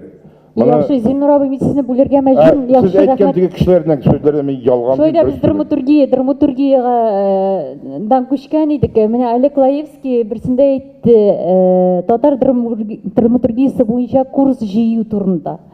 Менә мондый ихтыяҗ бармы, Фәрит Рафкатович? Бу тормышка ашырырга мөмкинме? Кирәкме? Чөнки яңа татар пьесасында Без аны әйттек инде, без яңа татар пьесасының форматын үзгәртәбез. Менә ул чыннан да Лаевский әйтү буенчамы, мин аны ишетмәдем, ул сүзләрне үзебезнең башыбызга килде, чөнки форматны үзгәртергә кирәк. Чыннан да яза торган, инде сәхнәләрдә бара торган әсәрләрнең авторлар арасында конкурс оештыру дөрес түгел.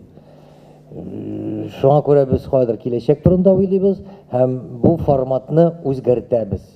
Причем менә монда утыралар, үзгәртәбез, ул чыннан да мәктәп булачак. Менә җәй көне июнь аеннан ук уже без бу эшне башлыйбыз. Менә Миләүшә монда, ул да ярдәм итә. Монда кемнәр, менә бу студентлар катнаша аламы? Залда утыручы филологлар мәсәлән. Ну, аның менә прям университет координаторлары бит. Миләүшә әйтә ала. Координатор Ниясиков, бер генә әйтәсем килә. Менә мин театр дөньясына 2 ел гына шундым һәм бер әйбергә тап булдым. Режиссерлар, театрлар бик күп хезмәт түгәләр, драматурглар белән бергә эшләргә. Төрле лабораторный площадкалар төзиләр. Ләкин менә мин анда йөрим, безнең драматургларны бик сирәк күрәм. Дөнья үзгәрә. Миләүшә апа, алар бит киләчәктә куячаклар безне дип менә өметләнәләр. Анда драматургларны чакырган кешене мин күргән юк әле. Мине бер кеше чакырмый. Менә мине бер кеше театрга нигә без чакырырга тиешбез? Менә мин укыйм. Мин кая белим, син кемнең кайда нәрсә оештырган? Интернет бар. Менә Раил белә. Ну вот, нишләптер белә, Миләүшә менә белә бит. Матбугат бар. Менә мин керәм, фильтровать итәм контакт, Facebook подписка минем. 5 минут спектакльгә кала, кирип китәм. Менә мин Наурыз фестиваленең лабораториясына кирдем. Анда сезнең бу һөнәр лабораториясе безнең зданиедә. Шак катып карадым. собственным соку театр өлкәсендә эшләгән кешеләр, драматурглар юк, андары бар ук кәлиләр. Чөнки бит менә монда Мәскәүдән, Ижевскидан, Кировтан килгән белгечләр лекциялар укыйлар. Ничек театр үзгәрә? Мәсәлән, мин барып кайтам Әлмәттә дә шул хәл. Эш алып барыла. Ләкин язучыларның анда бер икесе килсә, ансына да рәхмәт. Гел үпкә, безне куймыйлар. Менә безнең бу шурның проблемасы, без проектларны бергә эшләмибез. Менә Зинур абыйга кушылып, менә дигән үрнәкләр күрдем балалар театрында. Шок каттым. Bir zaman aktörler yurtuna kilgeç Malinki Prince Tatar tilinde çıktı. Bağlarına sınap korayım. Koridorda aravaşa var. Avar sahnege çıkı için Tatar tilini öğrengenler konkurslar jеңіп sahnege. Çünkü avarga bizge kruto oynarga bu spektaklni. Exuperi Tatar tilinde. Yaran aytam, belki bu aktörler yurtundagı atmosfera. İkinci spektaklga bardым, ansı rəhmət sizə grant bergən üçün. Bisi konservatoriya hem muzika məktəbi balaları. Çıktılar, Roza Hafizovanың əsəri Sok-sok qonatları sırı. Менә мин шунда карадым, күренеп тора акцентлауны бар, ләкин уйнасылары килә. Менә бу мондый грант бар, менә мондый эш баланың самыстын уянып, ләкин сәхнәгә менү өчен тел кирәк, телне өйрәнә. Ни өчен менә бүгенге балалар инглиз телен өйрәнәләр? Чит илгә чыгып китәсе килә. Менә без үзебезнең мәдәниятыбызны, менә мондый әйтәм бит мин, пространство успеха, недоступности дип ясасак, чират торып безнең менә әле генә Мизгел театрының менә бер спектаклен карадык. Балалар бүген җырласалар да килә, бик тиз сәхнәгә чыгасылар килә. Ләкин biz аларга ярдәм итү рәвешендә менә бу чараларны үзебез ярдәм итсәк, телгә акча бирсәк, бу спектакльләрне кую өчен барыбер сездән тора. Спектакльне генә тудыру түгел, мин менә сорау бирдем актерлар йортында.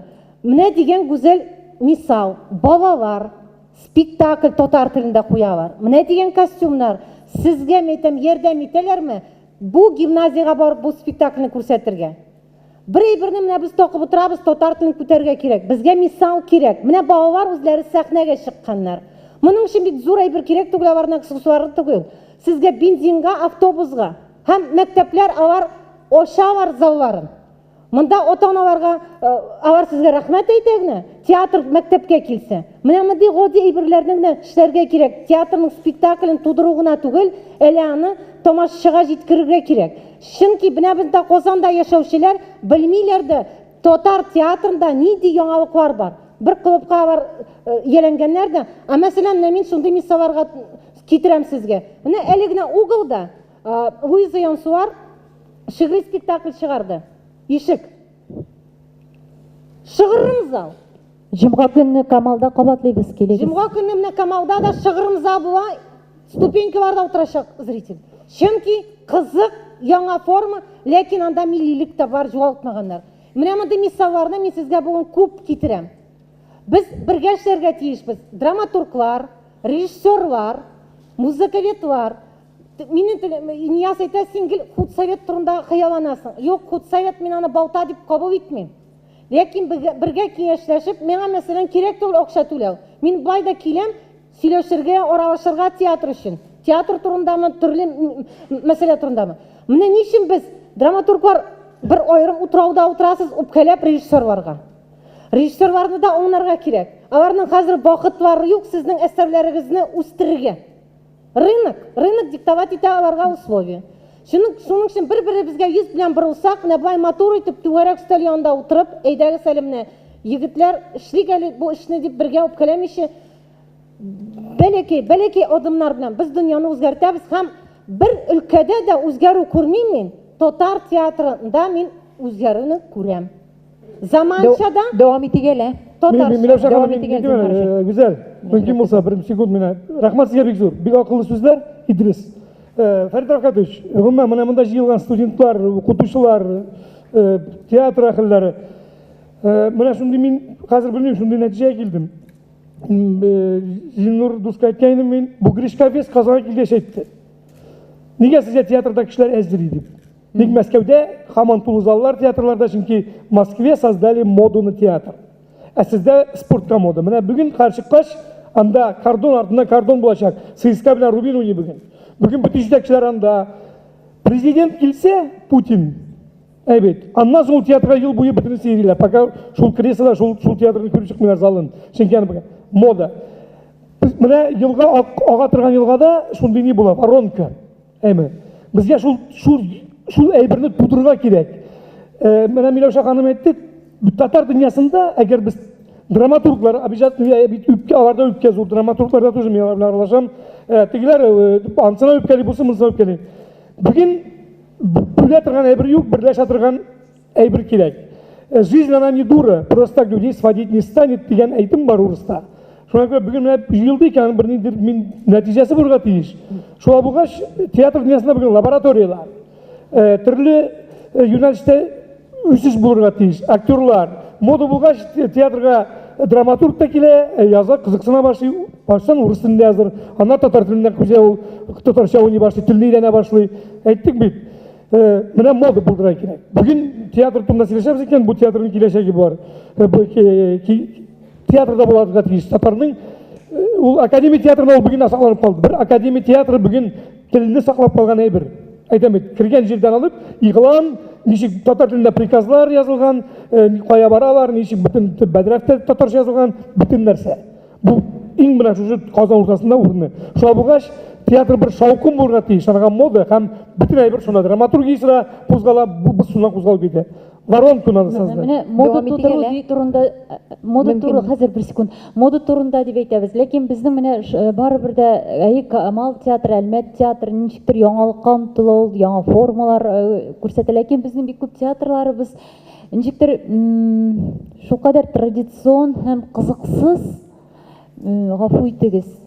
Әлбәттә, араларында кай вакыт мин Дамир Мизәләгә күптән барган юк, шуңа күрә, ләкин менә соңгы елларда караган башка театрлардагы әсәрләр турында әйтәм. Моданы бит алай тудырып булмый, мода ул кызыклы бергә генә туа ала. Менә безнең бармы яңа формалар тудыручы Тригориннар, шул хыялланучы. Менә шул Дамир, син әйтәсең, син барыбер яшь кеше, әйбет, синең группадашларың бер театрда Альберт Гафаров, Лилия Әхмәтова каядыр. Ягъни алар бар бит, ничектер менә яңа сүз дә ишетәсе килә, яңа режиссура ишетәсе килә, яңа драматургия күрәсе килә. Менә бу мәсьәләдә, чөнки мода өчен теге яңа музыка өчен яңа колаклар кирәк диләр, ә менә бу яңа колакларга да яңа музыка кирәк бит. Раил Илдаровичның сүзләренә кушылып дәвам итәсем килә. Бәлки урынсыз булырдыр. Халык театры турында әзгенә бер-ике сүз әйтәм. Чөнки бездә Заналь фестиваль, Идел йорт үтте, Заналь фестиваль. Хәзер Актаныш районында бер авылда җитәкче үзе профессиональ режиссерны чакыртып, профессиональ хореографларны чакыртып, костюмнар, декорациялар тиктереп, шундый, biz o'zimizda kunlashib qoldi, shunday motor oq qalfaq yo'q, oq qalfaq tugunasar hazil. Fayzining yo'q, oq qalfaq. Asıl yer? Yo'q, albatta da fartarxis qo'ygan erini. Oq qalfaq bitinday, oq qalfaqni qo'ydilar. Менә bu как раз таки fanatik, ул җитәкче fanatik. Biz инде театр белән ди, biz инде халыкны җыябыз ди, әйтер сүзен обсуждать итәбез ди, нәрсә турында уйныйбыз дип сөйләшәләр инде алар. Ел буе бер көн өчен шушы әсәрне репетиция алып баралар, сәгать 12-гә бергә хәтлек эшлиләр. Шуңа күрә фанатиклар, сез әйтәсең яңа формаларны һәрбер кеше тудыра алмый, һәм тудырырга тиеш тә түгел. Әгәр дә без барыбызда хәзер данный момент Альберт Гафаров эшсез утыра, Лилия эшсез утыра дип беләм, Нәфисә эшсез утыра. Менә алар бит зарланып, барысында эшләп барсалар, шуларның арасына ниндидер бер яшь кенә кайдыр бәлки читтән бер яшь кенә кеше килеп, ниндидер яңа форма белән эшләргә мөмкин. Менә ул сез турыда менә шул ук калиптә бит менә бер ике тапкыр эксперименталь әйбер эшләргә була, ләкин безнең менә яңа колаклар дигәннән тамашачы да безнең әлегә әзер түгел андай әйберләргә. Һәм менә бу яңа формалар, менә шул вербатимнар, яңа драма безгә ул аннан соң гына килеп ирешә һәм без аны шул кадәр яңа сүз итеп тамашачыга җиткерәбез. Инде тегендә ул турыда инде ул онытып баралык. Анда гына безнең өчен яңа. Ә без менә үзебез яңа әйбер тудырырга сәләтлеме? Ой, сүз бирегез әле зинһар өчен. Миңа карап торыгыз гүзәл. Алайса мин үземне әзрәк гаепләнүчеләр эскәмиясенә утыртылган сыман хис иттем беренче сораудан соң. Шуңа күрә телем бәйлерәк булды. Беләсезме, менә кем сөйләсә шуныкі дөрес ди безнең татар әйтә һәм дөрес әйтә. Менә моннан 10 ел элек 2007 елда Әлмәттә үтте драматурглар семинары, аны хәтерлиләр, биредә утыручылар курсында бар иде. Без ул вакытта да шушы сораулар тирәсендә әйләндек. Мин уйлап утырам, 10 ел үтте. Әйе, алга китеш бар һәм чигенешләр дә бар. Ул 10 ел белән чагыштырган вакытта. Әйтергә кирәк. Һаман шул үпкәләүләр, һаман шул проблемаларны кемгәдер этәрү. Бу миннән түгел, мин түгел. Баса дәүләт, баса хөкүмәт, баса мәктәп, баса театр, баса ТФС, менә шулай гына. Менә дөрес әйтте ансын. Үзеңнән башларга кирәк һәрберен дип. Драматург та үзеннән башласын иде. Актер да үзеннән башларга тиеш. Театр ул нәрсә? Ул бит драматург, ул режиссура, ул актер һәм ул әлбәттә тамашачы. Тамашачы, бүген татар театрының тамашачысы кем? Кем ул? Нинди ул? Нинди булачак ул һәм нинди булырга тиеш ул? Һәм ни хәлдә икәнен дә белергә кирәк бит ул. Теге тамашачы дип гомумиләштергә өйрәндек без аны. Алай гына түгел ул. Менә мин бер мәкалә таптым, эзләп утырган вакытта. Шуны сезгә берничә генә сүзен дип әйтик әле, җиткерим әле рөхсәтегез булса. Ул русча. Менә театр — это величайший инструмент психической жизни общества, переводящий современные философские и общественные проблемы на свой уникальный язык. Театр теле турында да сөйләргә кирәк бит әле бу очракта. Театр турында сөйлибез икән, и тема которого ближе к ритуальной, чем литературной форме.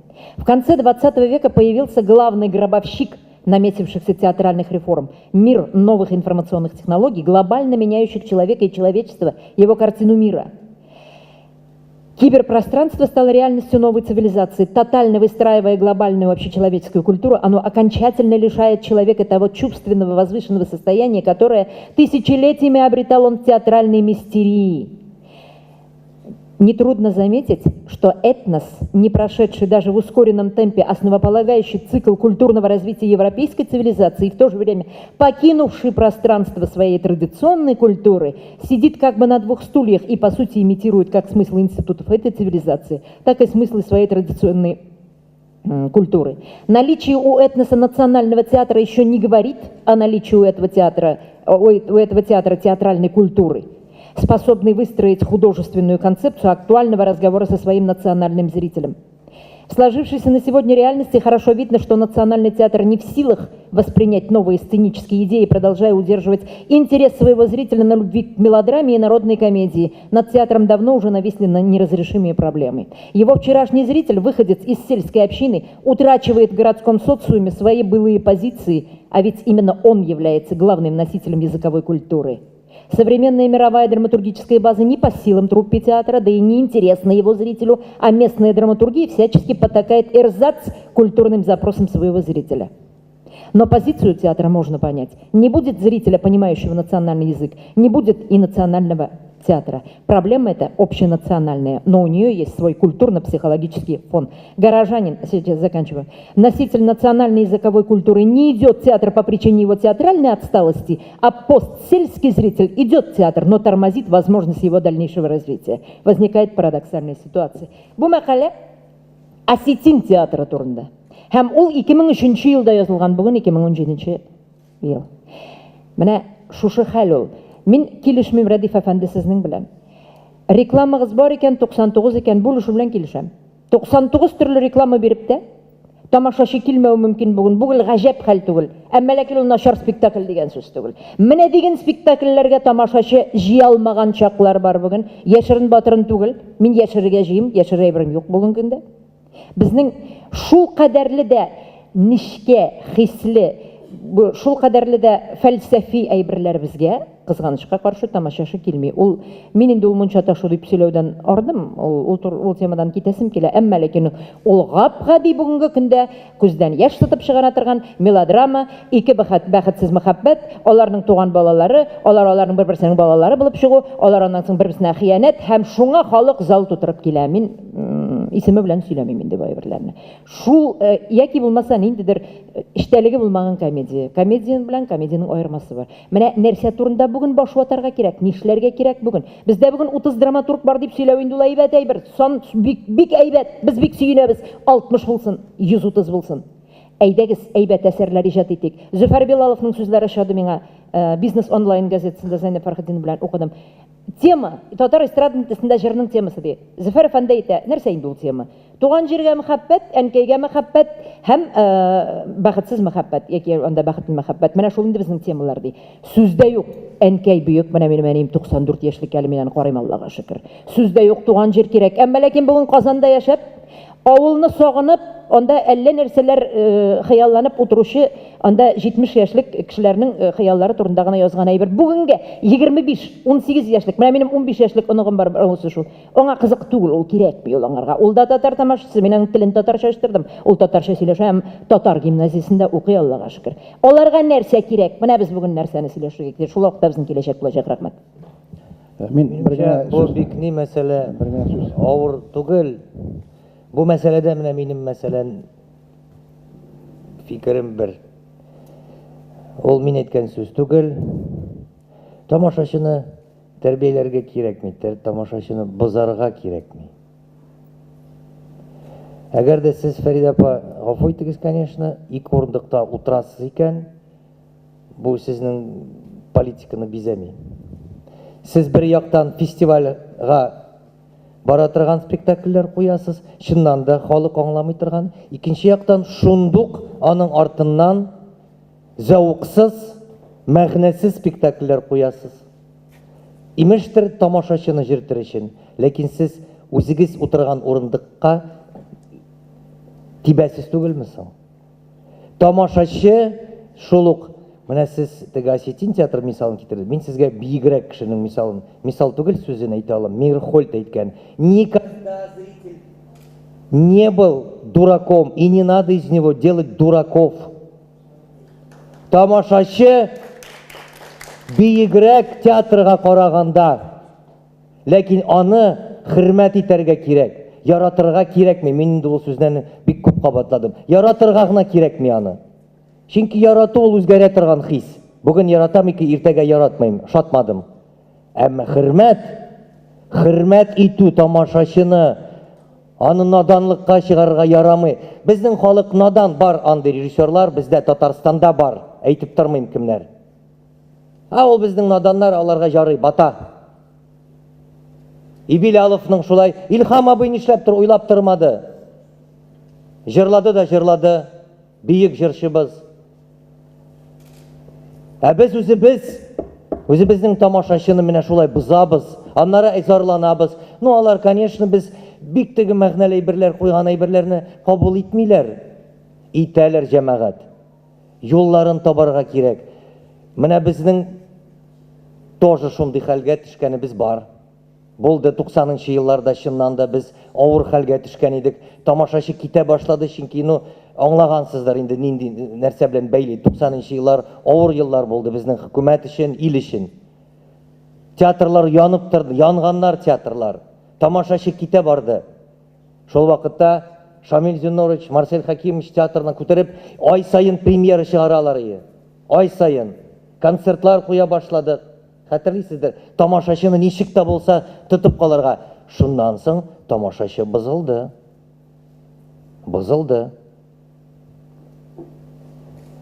И тагын ничә ел вакыт менә кирәк булды. Чыннан да лабораториялар, әлбәттә без нинди югалтуларга бардык, без малый залга күчтек, анда җитди әсәрләр куя башладык, анда җыела башлады чын татар тамашачысы һәм хәзер без зур залда рәхәтләнеп җитди әсәрләрне куябыз.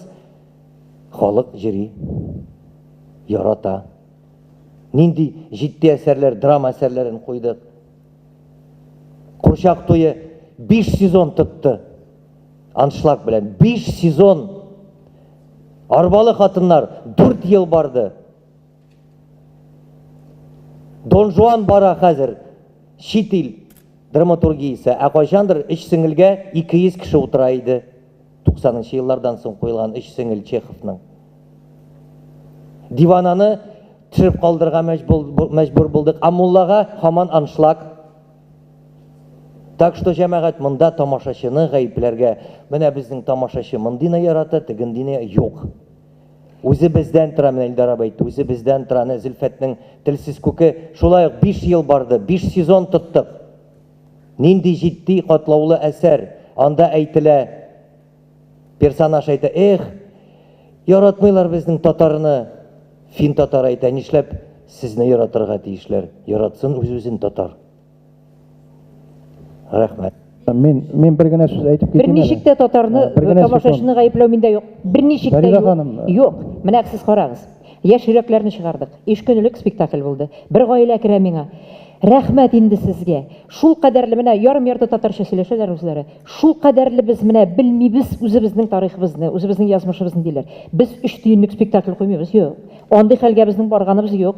Без киресенчә очсызлай бердән китәргә тырышабыз. Һәм шуны уйларга кирәк, ничек итеп очсызлыкны артка таба этәргә кирәк. Ул артта калсын дигән сүзне әйтәм. Дөрес, Фәридә апа, чөнки милли театрларга, гомумән безнең театрга гына түгел, гомумән милли театрларга кыен.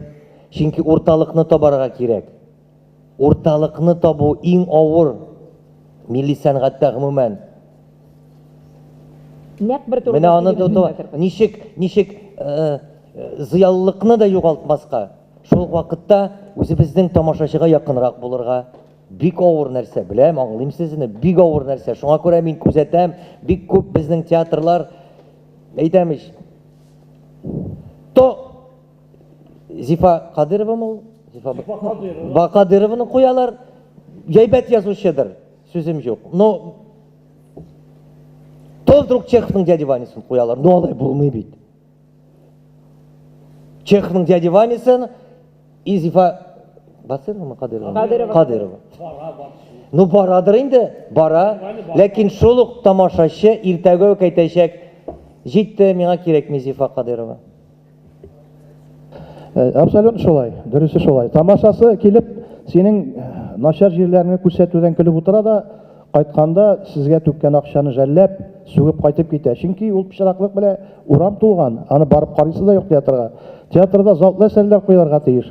Мәсәлән, Фәридә ханымга җавап йөзеннән. Әгәр дә әсәрең яхшы икән, мәсәлән, Рубин футболны яхшы уйный икән, эте-бете шунда чабачак. Әгәр дә Рубин, менә бүген Рубинга беркем җырмый, чөнки начар уйный, и театр сәнгате дә шулай. Шәп әсәр академия театрында чыга икән, бу шундук рекламасы да буланың, һәм тамашачылар җыелышып килеп тә җитә. Шуңа күрә режиссерлар белән драматурглар бергә эшләсә генә, милләт турында кайгыртып эшләсә генә, затлы әсәрләр дә туа. Аннары Миләүшә ханым драматургларга бер генә режиссерда әсәрен язып биргән юк, алар киңәш кенә бирә ала. Тәкъдим генә ясый ала. Калганын аның язучы үзе үстерә. Рәхмәт сезгә. Менә монда инде драматург бергә эшләргә кирәк дигән фикерләр күбрәк теге инде йомгакларга вакыт җитте дигән кебек. Бит театр һәр чорда да чыннан да зал белән диалог тоткан, безнең бүген зал дәшмәде. Әле кызыксыз булды, әле инде уйланып калды. Кызганыч, әле менә бер тагын 5-7 минут вакыт булыр, чөнки безнең менә Вахит Имамов белән Шамил Фәхретдинов бер сүз дә әйтмәде. Фәрит Бикчәнтәевның монологыннан соң инде сөйләшүне тамамларга да булыр иде, чөнки ул чыннан да көчле чыгыш булды. Ләкин сезне бер сүз дә әйтмичә җибәрә алмыйбыз. Менә бүгенге түгәрәк өстәл дискуссия сездән нинди фикерләр уятты? Вахит Имамов мәдәни җомгада нәрсәләр дип язып чыгар икән тәнкыйтьләп? Иң беренче чиратта Фәрит әфәндегә әйтәсе килә, бүген Шыңгыз Айтматов белән Надар Думбадзаны искә алган өчен. Һәм чынлап та безгә язучылар өчен эталон. Нинди телдә генә язмасыннар, алар үз милләтләренә хезмәт итмәде, хыянәт итмәде. Үз милләтләрен күтәрде бөтен дөнья күләменә һәм безгә бүген татар милләтенә аларга карап көнләшәсе генә қырғыз милләте де, грузиннар да азат, оларға бірненде тіл, яки мәғариф хауфы янамай, олар бәхетлі, олар яшәячәк. Шоңа олар Надар Думбадзыда, Шыңғыз ағабызда оларға хизмәт етіп кеттілер. Шоңа көрә хизмәтләре дә яшәячәк, әсәрләре дә. Һәм әйтмей китсәм бик зур хата булыр. Ул Яхинаны инде телгә аласы да килмей. Менә ул безгә инде берничектә италан була алмый. Урыс ире культурны гына әйтеп әйткән вакытта аның белән бер одеял астына ятырга һәм Юсуф дигән газиз баламны Юсуф дип яздырып милләтен алыштырырга чакырган әйбер. Минем милләтемне хыянәткә чакырган әйбер.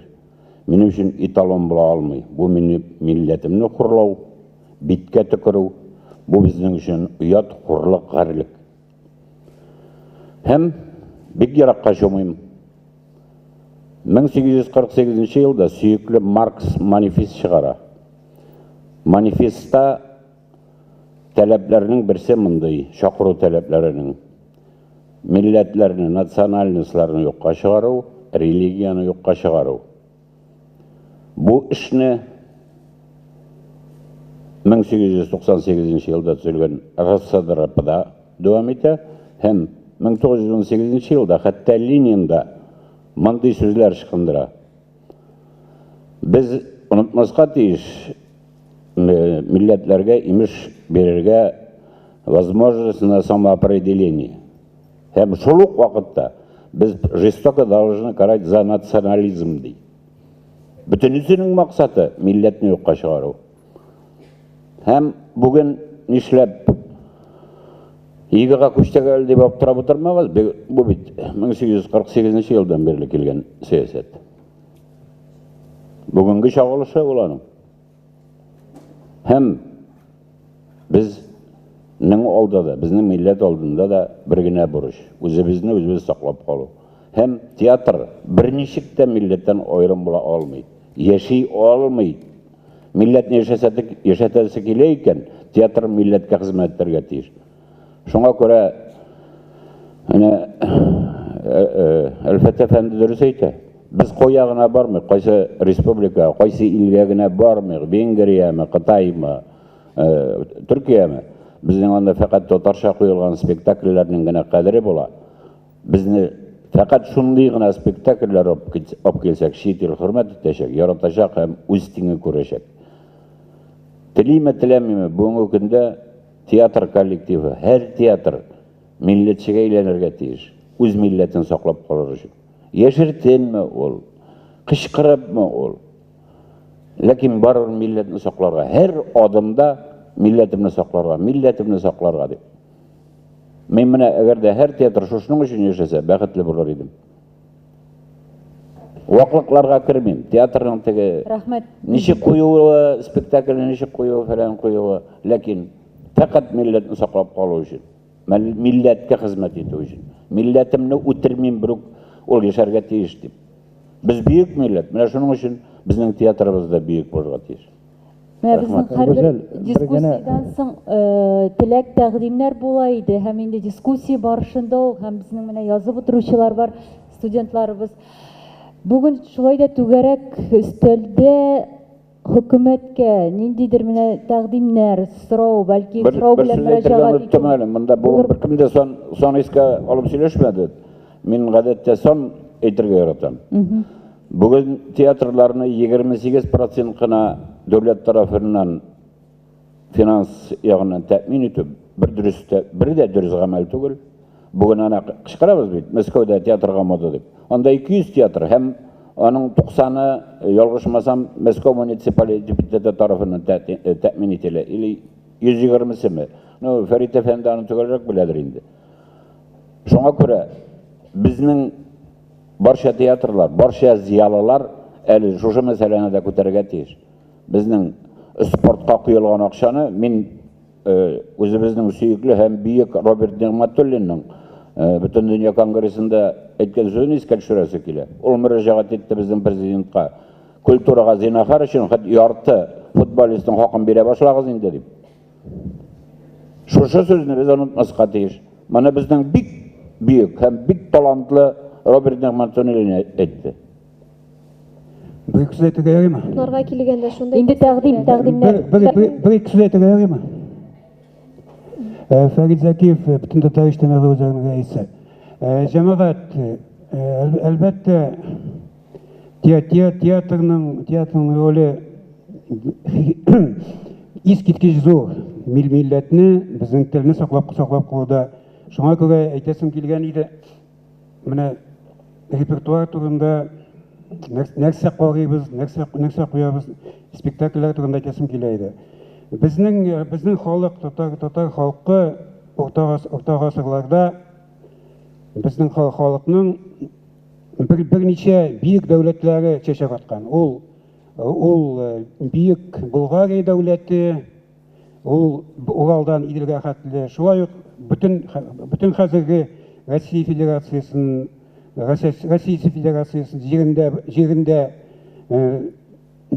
җирендә булган Алтын Орда бийек дәүләте, менә шулай ук данлы Казан ханлыгы, Астрахан ханлыгы, Сибир ханлыгы.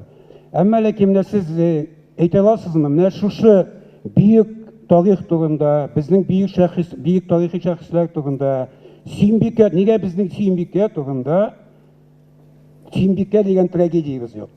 Бийек татар трагедиясе, русча әйткәндә эпическая трагедия. Нигә юк ул менә?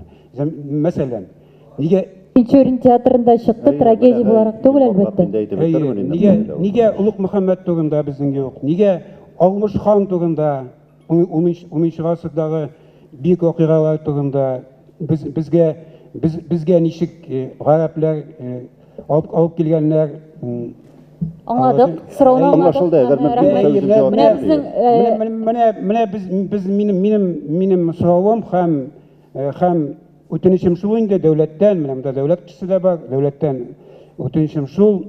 Бирегез, менә заказлар бирегез, менә шушындый безнең бийек тарих турында, бийек шәхесләр турында заказлар бирегез, спектакльләр турында, спектакльләр куйганча, менә шундый үтенеч язылды. Рәхмәт. Рәхмәт сорауыгызга, әгәр мөмкин булса, мин җавап итәрем. Әлеге сез яңгыраткан әйберләр Тинчурин театрында алар һәммәсе дә урын алды.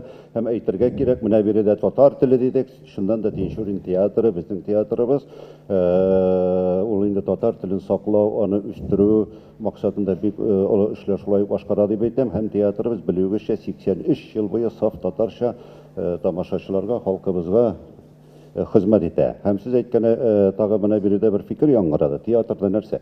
Мин әлбәттә һәрбер үсеш, театрның үсеше нәрсә дип әйтәм, ихласлык ул барыбер җитәкчелектән оста, зирәк, талантлы режиссерлардан торадыр дип саныйм. Чөнки алар гына үз кул астына талантлы иҗатчылар, иҗат төркемнәре туплап, драматурглар белән эшләп тә аларны табып, барлап, халыкка ихлас, матур әсәрләр чыгара аладыр дип беләм. Бу максаттан Тинчурин театрында әлбәттә менә һәр вакыт ул бит сүз белән түгел, үзенең эше белән күрсәтә дип уйлыйм. Менә ни өчен татар? Менә бездә әкиятләр бар. Кайбер әкиятләребез балалар өчен язылган. Бу шулай театрыбызның баш режиссеры Рәшит Муллагалиевич Закидуллинның театрга килгәннән соң төп сүзенең берсиге. Татар театрының киләчәген үзебез үстерү максатыннан Тинчурин театрында ул вакытта балалар репертуары юк иде. 93 елда барлыкка килде. Әкият турында әкият спектакль 16 ел сәхнә тотты. Артистларыбыз олыгайганча. Бүгенге көндә Тинчурин театрында Али Баба һәм Эш карак әкияте инде 20 ел бара.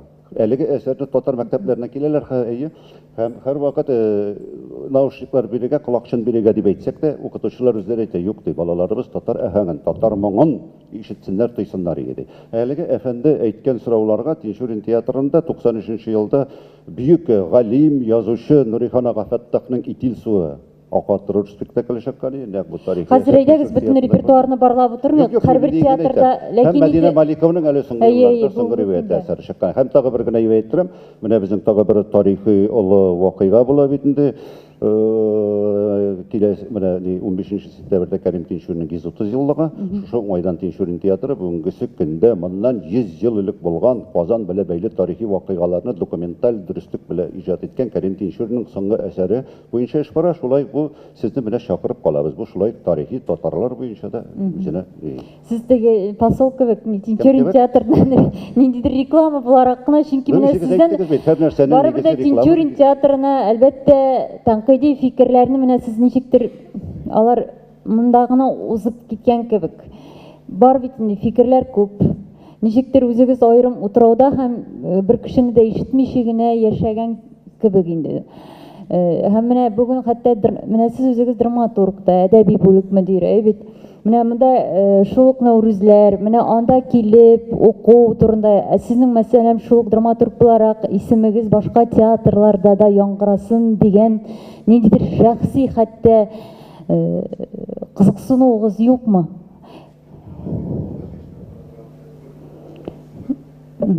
Андай бір нешік деп әйтем. Теге сәнгатта артист боларак та, әдәби бүлек мөдире боларак та, шул драматургияда да бір юлы ойлаганда эш юнәлештә алып барала. Ижатым үземә ничек дип әйтем, мин алай шашырап тора торган кеше түгел, ихтияж булганда эшләнә. Һәр хәлдә минем үземнең мин алга үз ижатымны түгел, үзебезнең театрыбыз ижатын өстенрәк күрәм. Әбелай фестивальләрдә. Әбелай, менә нинди тәкъдимнәр бар? Менә гомум театраль процесска менә бүген яңгыратырлык. Бәлки шул театрда сезне бик бурчыган, нидер кирәк нәрсәләр. Безне шөкер, бар нәрсәдә бар, драматургия белән дә әле әдәби әсәрләрне халыкка кайтарабыз, ләкин бер ихтияж бар ул. Акча мәсьәләсе. Менә әгәр дәүләт тарафыннан ниндидер бер акчалар ниләр булса, Тинчурин театры киләчәктә тагы да югарырак кимәлдәге әсәрләр халыкка тәкъдим итәр иде. Төп әйбер акчадыр дип. Калган дигән макташлык сизмим. Яхшы хөрмәтле кунаклар, тәкъдим ясасын килә минем. Менә конкрет һәм озакка сузмыйча гына яме? Чыгып китте, Министерство культуры гына калды. Менә минем шундый тәкъдим бар. Безнең искиткеч спектакль бар, туалар. Алар бөтенесе ТНВ архивында кала. Алар күрсәтмей. Бу классик үрнәкләр спектакль бар. Менә мин башкорт театрлар килгәндә сотып алдым Галия Бануны. Рәхәтләнеп үзем карадым. Рәхәтләнеп студентларны җыеп аудиторияга. Бу спектакльне күрсәттем һәм бу безнең 5нче курс студентларының реакциясына карадым. Мин алар белән 2 ел театрга йөрим. Җыям да төркемне, төрле театрларга алып китәм һәм без анда спектакльне шишеп, сөйләшәбез, фикер алышабыз. Менә сез планга мондый әйберләр кертергә тиешсез. Әйе, авторский право бар. Театрлар җитешмиләр. Менә бу эшне Камал театры эшли башлаган иде. Безгә мәктәпкә милли әсбаплар кирәк. Әйе, менә Фәридә апа әйтте, цифровая эпоха. Мәктәптә менә укытучы нинди спектакль өзекләрен бүген күрсәтә ала? Бармы алар? Нинди программа без төзәргә тиешбез? Бит без балаларны саклар өчен без ул театрны мәктәпкә алып килергә тиешбез. Ул безнең программага керергә тиеш. Хәзер без мәктәпкә керәбез да, мәктәптә телевизорда бар. Мин килешмим. Нинди техника? Мин килешмим, Миләүшә ханым. Менә Мәктәптә иске спектакльләрне күрсәтеп, аларны биздерү дигән сүз. Иске спектакль гына түгел. Иске спектакль, театр ул бүгенге көн сәнгате. Но спектакль сезнең 5 ел яшәде, чыгып китте, ул спектакль югалды бит. Булды, значит, гомере шундай кыска булды. А без Юк, ул понимаете, менә юк, ул бик куркыныч нәрсә. Сез балаларга күрсәтәсез 70нче елда куелган, мәсәлән, Галия Бануны. Ул шуның белән тәрбияләнә, үсә, Казанга килә, яңа Галия Бануны ул кабул итми. Нәрсә кирәк ул? Театр бүгенге көн, театрны залда карап утырырга кирәк. Булай видеодан карау театрны бу абсолютно дөрес түгел. Мин каршы. Аңламадыгыз. Без татар драматургиясын, тарихын балаларга ошарга тиешбез. Язма воображенияларын кузгатсыннар. Бу чисто монда да прожектерство, да Дон Кихотство. Укымыйлар. Бүгенге бала планшет белән яши. Аңа кирәк видеоряд. Видеоряд булмаса, бала драматургия тарихын аңламый. Мин мәсәлән чагыштырып, 2 спектакльне күрсәттем, балалар белән бардым. Көтәм сине, Илгиз Зәйнев әсәренә һәм архивтан алып, Туфан Миннуллинның Әниләр һәм Бәбиләр. Менә дигән итеп балалар Чагыштырмача анализ. театр var үзгәрә, нинди яңа тел белән, шул бер әсәр, бер үк тема. Былай күрсәттек, шул 2 сак-сок спектакльне алып бардым да яңадан чагыштырып без балалар белән сөйләштек. Ә мәктәп укытучысына без бер нәрсә бирмибез. Нәрсә күрсәтсен ул татар драматургиясын Менә монда өйрәнгәндә. ике яклы мәсьәлә, бу як белән Балалар үзләре уйнасыннар, театр Шул куйсыннар. мәсәлән Әлбирмештән Әлмәндәр, Шәүкәт Биктимировны каян күрергә тиеш яңа буын? Туфан Миңнуллин пьесасыннан Бу айрым, бу уже кабатланмас спектакль. Легендар спектакль. Легендар спектакль. Мөмкин әйтергә, Казан дәүләт мәдәният институты Азат Зарипов. Язмалары бар. Әгәр дә Мин балаларны, Качаловның укыганын без нәрсәле тыңласак, аны тыңлап булмый. Эстетикасы башка, алымнар башка. Ул вакытта ул бийик булган. Ә хәзер ул әйбердә тәрбияләп булмый. Бүгенге көндәге мисаллар белән Театрда динамикада күрсәтергә кирәк. Алар бит специалистлар. Казан дәүләт мәдәният институты Азат Зарипов. Мин балаларны 99 елдан бирле укытам, берничә курс чыгардым, ләкин курс белән курс арасында бик зур аерма бар. Хәзергесе балаларның мышлениясе, аларның башкача. Алар теге вакытта куелган әйберне башкача үзләренең башларында йөртәләр. Хәзергесе вакытта аларга башка технология, башкача бирергә кирәк. Ә иске әйберләр белән алар үзләре укысыннар, үзләре әзерләнсеннәр дә миңа сөйләсеннәр, мин аларга аңлаталам. Мин укытучы буларак, мин мугаллим буларак, мин аларга бирәм бүгенге көндә бүгенге әйберләрне. Чөнки аларның үсеше булсын өчен. Әгәр дә мин аларны калдырам икән 90-нчы елда, ләкин яки 70-нчы елда алар шул мышлениедән чыга алмыйлар. Шуңа күрә мин үзем укытучы буларак, мин башка кешеләрне әйтмим, һичкем ничек укыта торгандыр. Мин укытучы буенча бүген һәм хәзер. Безнең искусство теге театраль белем бүген һәм хәзер. Мин аны укытам бүген һәм хәзер. Шуңа күрә мин аларны өйрәтәм. Бу спектакльләрне карап, Дамир Сиразиев ничәнчедер елларны куй, 90-нчы елларны куелган спектакльләр шау-шу тудырды бөтен җәмәгатьчелектә. Галия Бану да, Плахасы да.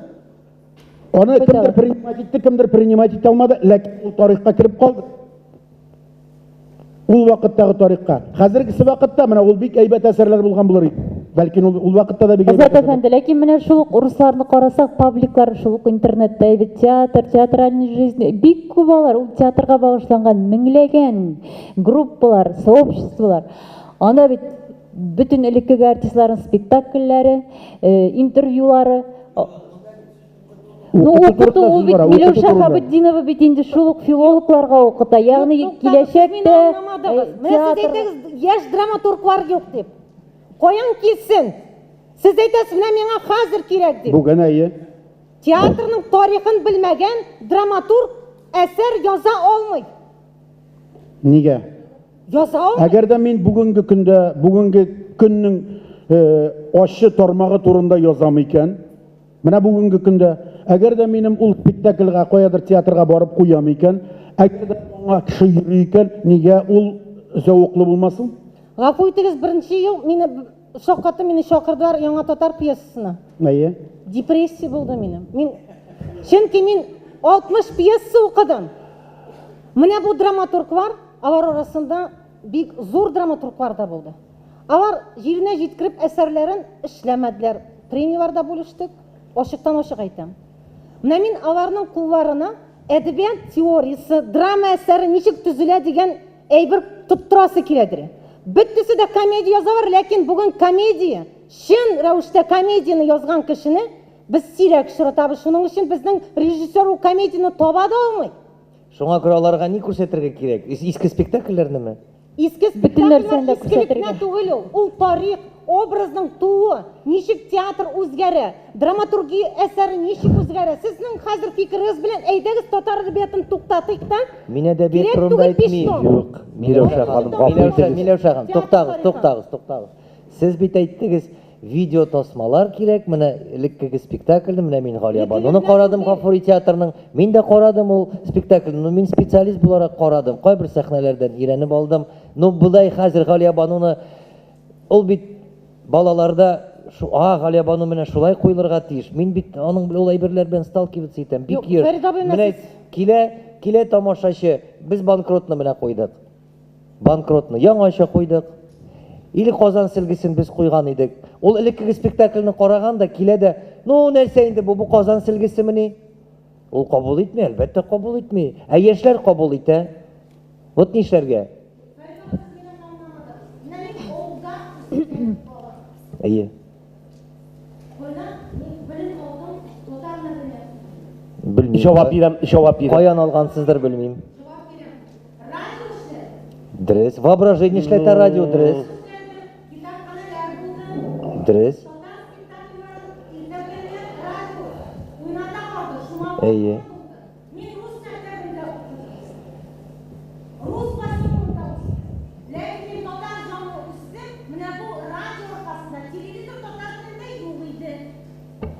Монда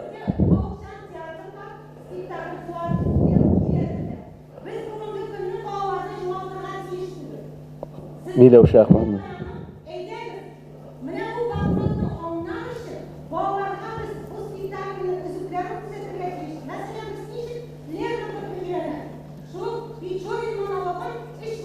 Таблицада бізде укытучы, ол укытучысы. Үш вариантта Печорин Все, мин спорлаштым сезнең белән. Мин бер генә нәрсәне әйтмәкче булам, Миләүшә ханым. Театр ул бары тик залдан тамашачы рәвешендә карап кына өйрәнеп була һәм аның тулысынча аңлап була. Ә былай видеодан карап ул театр түгел. Менә шул гына. Театр ул шуның белән сихерле дөньяда ул. Ул бүген туа, бүген уйнала, артист бүген чыга. Ә иртәгә инде ул икенче төрлерәк уйный шулык бер спектакльне. Оны шуны аңлагыз. Безнең кайбер менә фанатлар, тамашачылар, театрның тамашачылары кат-кат килеп карыйлар, чөнки алар аңлыйлар. Бүген менә Илдар Хәйруллин шулай уйнады. Иртәгә ул икенче төрлерәк уйнаячак. Бу спектакль бүген уйналды, үлде ул. Ул менә болот кебек менә яңгыр булып яуып алды да очты. Мин ана бер сүз белдем кышта. Без хәзер ни сөйләшәбез, сез үзегез әйттегез. Стресс нәрсәдән булды сезнең пьесалар начар, сыйфатлы пьесалар дисез. Драматург профессиясына өйрәнергә кирәк. Радио тыңлап түгел, телевизордан иске пьесалар тыңлап түгел, әдәбият, драматургияны өйрәнеп. Менә нигә Илгиз Зәйниев бердән бер кеше күп пьесалар яза, аның пьесалары куела. Чөнки ул менә безнең күз алдында институтта укыганда алар иртәдән кичкә хәтле театрда иде. Ул бөтен драматургияны укып чыкты. Сервант, Шекспир, ВПДВ-га бөтен драматургияны укып чыкты. Шуннан өйрәнде ул, шуннан калды. Ә мин менә безнең бер дустыбыз драматург белән сөйләшеп киткән идем. Мин әйтәм, ну синең бит пьесаларың камил түгел. Ничек инде мин бит язам, мин әйтәм, син драматургияны укымаган. Укыдым, университетта укыганда кемәле Кайы кызларны язган Таши Гыйззәтнең бөтен пьесаларын укып чыктым диде. Менә аның белеме Таши Гыйззәт пьесалары гына. Драматург булыр өчен күп пьесалар, бөтен драматургияны дөнья күләмендә драматургияны укырга кирәк. Менә Зәйниевның уңышы шунда. Безнең калган драматурглар драматургияны өйрәнмиләр, өйрәнергә теләмиләр, ялкау чөнки аның өчен түләнми диләр. Аңладык. Инде проблем аңлашылды. Инде бәлки классик менә спектакльләрнең Классикна түгел. Менә бүген ау баласы утыра. Ул менә мәсәлән шулык Луиза Янсуарның ишеген Аллага шөкер тап информ бар. Алар хәзер менә бу спектакльләрне элә башладылар. Һәм сез посещаемостьны карап чыгыгыз, кызыксыну туды. Керәләр бу площадкага. Менә сезнең яңа спектакль бар. Ул бит спектакль Казан тамашачысына түгел. Biz Казанда гына яшәмей, укучыбыз. Татары. Ул бөтен өлкәдә дә булырга тиеш. Шуның өчен моның өчен программа булырга тиеш. Цифровая эпоха, доступность. Ничек менә төрле Мәскәү спектакльләре шилтәрдә авторский правасын да үтиләр. Монда әйтелгән барлык уй-фикерләр, тәкъдимнәр әлбәттә җитәкчеләргә җиткерелер.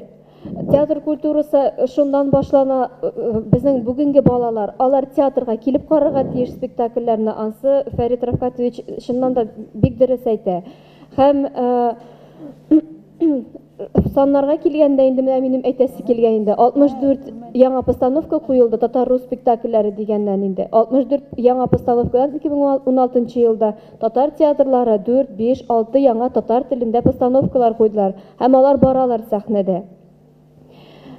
Мондагы уй фикерләр әлбәттә инде әйтеләчәк җитәкчеләргә һәм глобальләшүнең чорының шундый бер уңай менә хәзерге чорның уңай яклары бар. Безнең театрларыбыз фестивальләрдә татар телен спектакльләрен белән катнашалар, дипломнар алып кайталар. Әлмәт театры күптән түгел генә менә Венгриягә барып кайтты.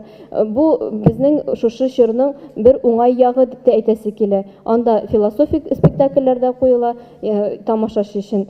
Ләкин шул вакыт менә Мәскәү спектакльләрне күбесе интернетта, хәзерге заманда мәсәлән минем мөмкинлегем юк көндә Мәскәүгә йөргә, ләкин ниндидер яңгыраган спектакльләрнең язмаларын аны табырга, шул Бутусовлар, шул ниләр, без бит аларны карый алабыз.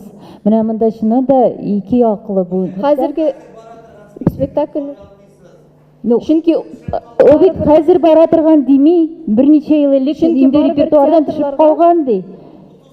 Театр, дәүләт театрлары. Ул бит 5 ел элек дип, Миләүшә апаның сүзен тыңламадыгыз. Төшеп калган спектакльләрнең язмаларын ди.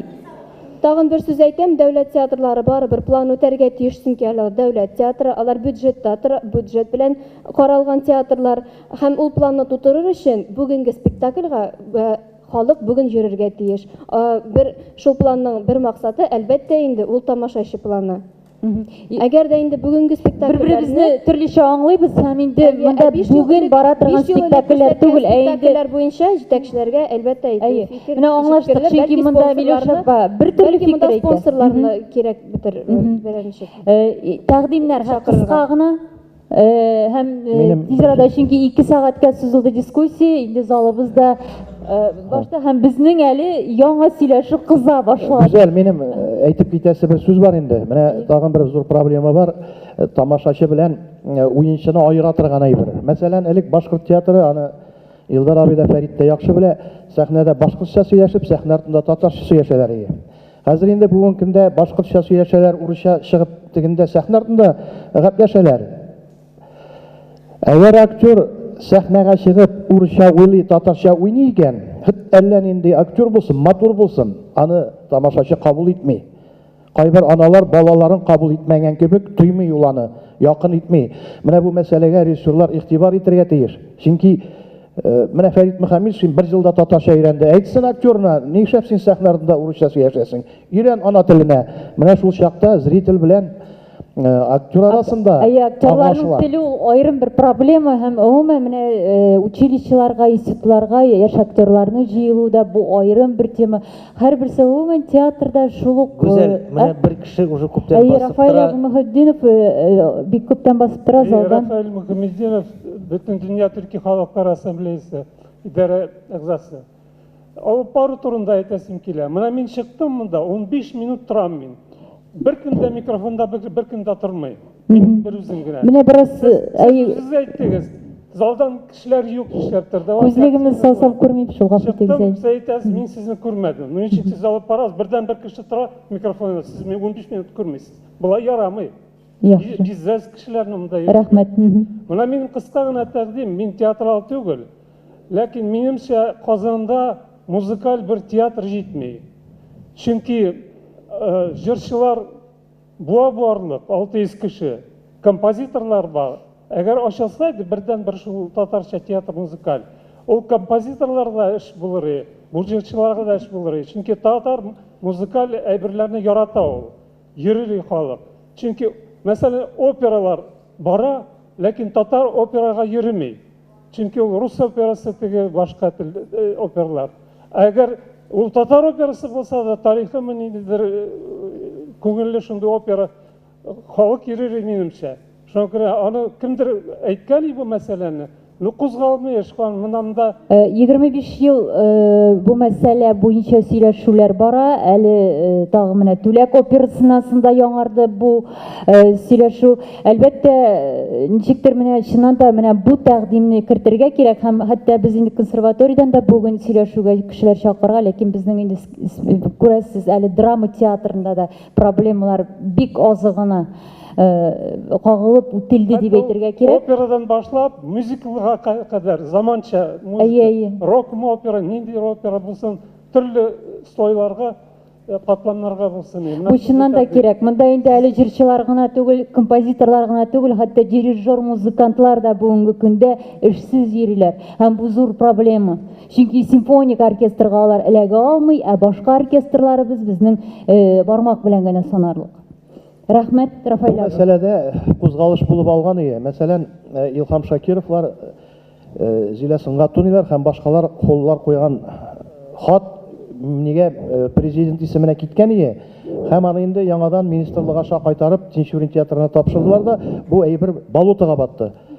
Чыннан да балалар музыкаль театры кирәк, ул тәрбия эше, ул зур тәрбия, ул академия театрына да, башка театрларга да тамашачы әзерли. Шулай ук опера балет театрына да татарлар күпләп җырлый. Менә шул. Бу тәкъдим кертеләчәк. Һичшиксез рәхмәт. Алдыннан инде нәтиҗәләр ясыйбыздыр. Җәмәгать бүген безнең арада 4 театрдан вәкилләр утыра. Камал театры, Әлмәт театры, Тинчурин һәм Мизәлә.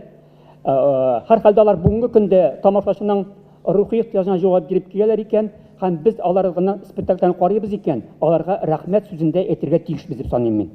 Икенчесе, хәтерегездәме, Совет чорында Балтик республикаларында милли матбугатны саклау өчен, әйтик, халык, аның айрым вәкилләре һәр әлеге газета журналларга 2-3 экземпляр языла дип беләбез, укып ишетеп беләбез. Шуның кебек үк театр яши ул тамашачы белән. Менә безнең залда утыра икән, бу залда 150 кеше, 200 кеше. Без үзебез, гаиләбез, балаларыбыз Казанда булган театрларда гына булса да, һәр премьераны карап барабызмы?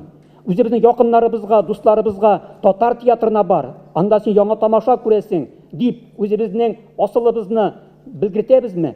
Менә без үзебез тамашачы буларак, әйбәт тамашачы буларга тиеш. Әйдәгез моны эшлик. Менә катка әйтелде, Илдар абый да әйтте, үзебездән тора күп әйбер дип. Менә хәзер мен кул күтәрер идем, студентлар булсагыз.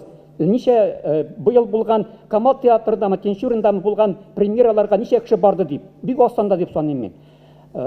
Әйдәгез менә бу әйбердә мин тамашачыларга да, залга да мөрәҗәгать итәм. Һәм соңгысы, чынлап та игътибар итегез, бүгенге сорауларның, мәсьәләләрнең берсе ул балаларыбызның спектакльләргә йөрү мәсьәләсе. Мин хәтерлим үземнең балаларымның Мырау Батырга Илдар абыйны карау өчен телевизор каршында бераз сагать көтеп утырганнарын. Мырау Батырны моннан 30 ел элек, миндә 13 ел элек. Бүгенге көндә без авыл итә Акбай куйла икән Камал театрында. Һәр вакыт анышлап. Кәҗә Сарык Илгизнең менә дигән спектакль каникул көнендә балалар рәхәтләнеп карадылар.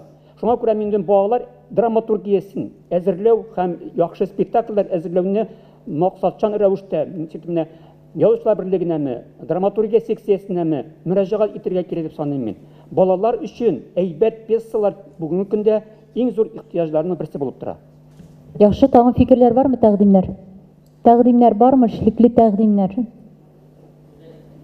Ләбиб абый, Ләбиб Лерон.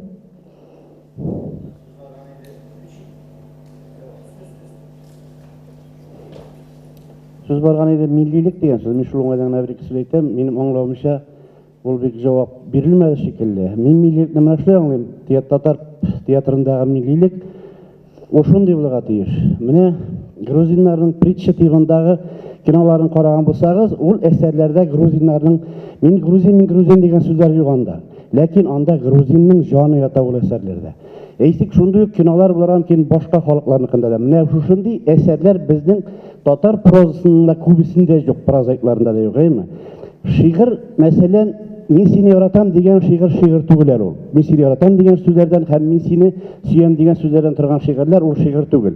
Шигырьне менә шушы сүзләрне әйтмичә ярату турында шигырь язсаң, ул менә була мәхәббәт шигыре. Иң шәп мәхәббәт шигыре белән шуның шикелле татар театрында да минем күрәсем килә һәм ул бар. Безнең менә милли театр пьеса дип әйтәбез икән, спектакль ул Туфан Миңнуллинның Әлмәндәре сүздә юк. Зәңгәр шулай шушында юк. Менә бу бүгенге көндә Камал театрында булган ак калпагын төшердем кулдан, менә бу милли спектакль. Менә шушындый рухларда һәм башка төрле кимәлдә булырга тиеш милли спектакльләр. Менә шуны күрәсем килә. Менә әйткәнемчә, грузиннарның притчалары рәвешендә. Менә бу татар, менә монда татар мохиты, менә бу татар. Анда татар яки кәләпүш киеп төшкәннәр генә турында сүз бармый. Ул анда татарның җаны әсәрдән күренеп торырга тиеш, ул артистларның уеныннан күренеп торырга тиеш. Менә шушы. Рәхмәт, дөрес, чыннан да шулай. Һәм инде менә бу татар дигән ул биздерә генә киресенчә.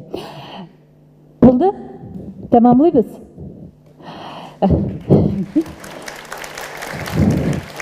Хөрмәтле кунаклар, килүегез өчен барыгызга да зур рәхмәт. Әлбәттә, инде алдан әйтүемчә, бик күп темалар кузгатылмый калды, ләкин булганнары да инде уйланырга сәбәп була. Менә безнең тагын алдагы дискуссия темасы ул шулай ук чәршәмбе көне 14 июньдә татар филологиясе ихтыяҗ һәм мөмкинлекләр дип атала. Әгәр дә инде кызыксынсагыз, килегез, рәхим итегез. Инде театрга килгәндә менә бу тәкъдимнәр яңгыраган, бәлки инде әле интернет челтәрләрендә дә яза аласыз атна дәвамында. Ниндидер кемдер уялып утыргандыр, кемдер әйтәсе килгән фикерен бәлки кайткач кына башында конкретлаштырыр. Менә безгә әле мөрәҗәгать итә аласыз. Ниндидер тәкъдимнәр булса, ярыймы? Чыннан да театр ул безнең барыбызга да якын әйбер, аның җиңүләр, эзләнүләр, югалту һәм табышлары һәрбер чорда, һәрбер сезонда булып тора. Инде без театрсыз барыбер да яши алмыйбыз. Менә бу күтәрелгән проблемалар аны менә яратканга күрә дә күтәрелә. Килүегез өчен зур рәхмәт. Сау булыгыз.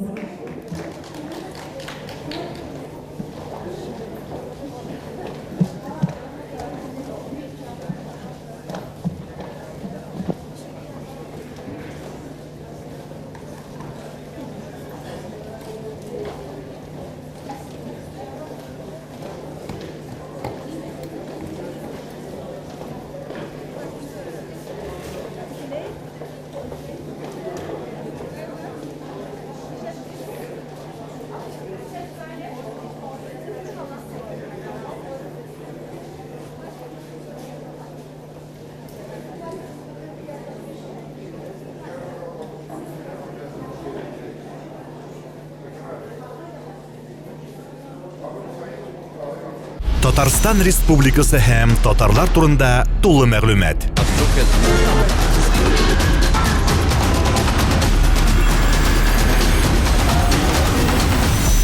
Татар информ мәгълүмат агентлыгы.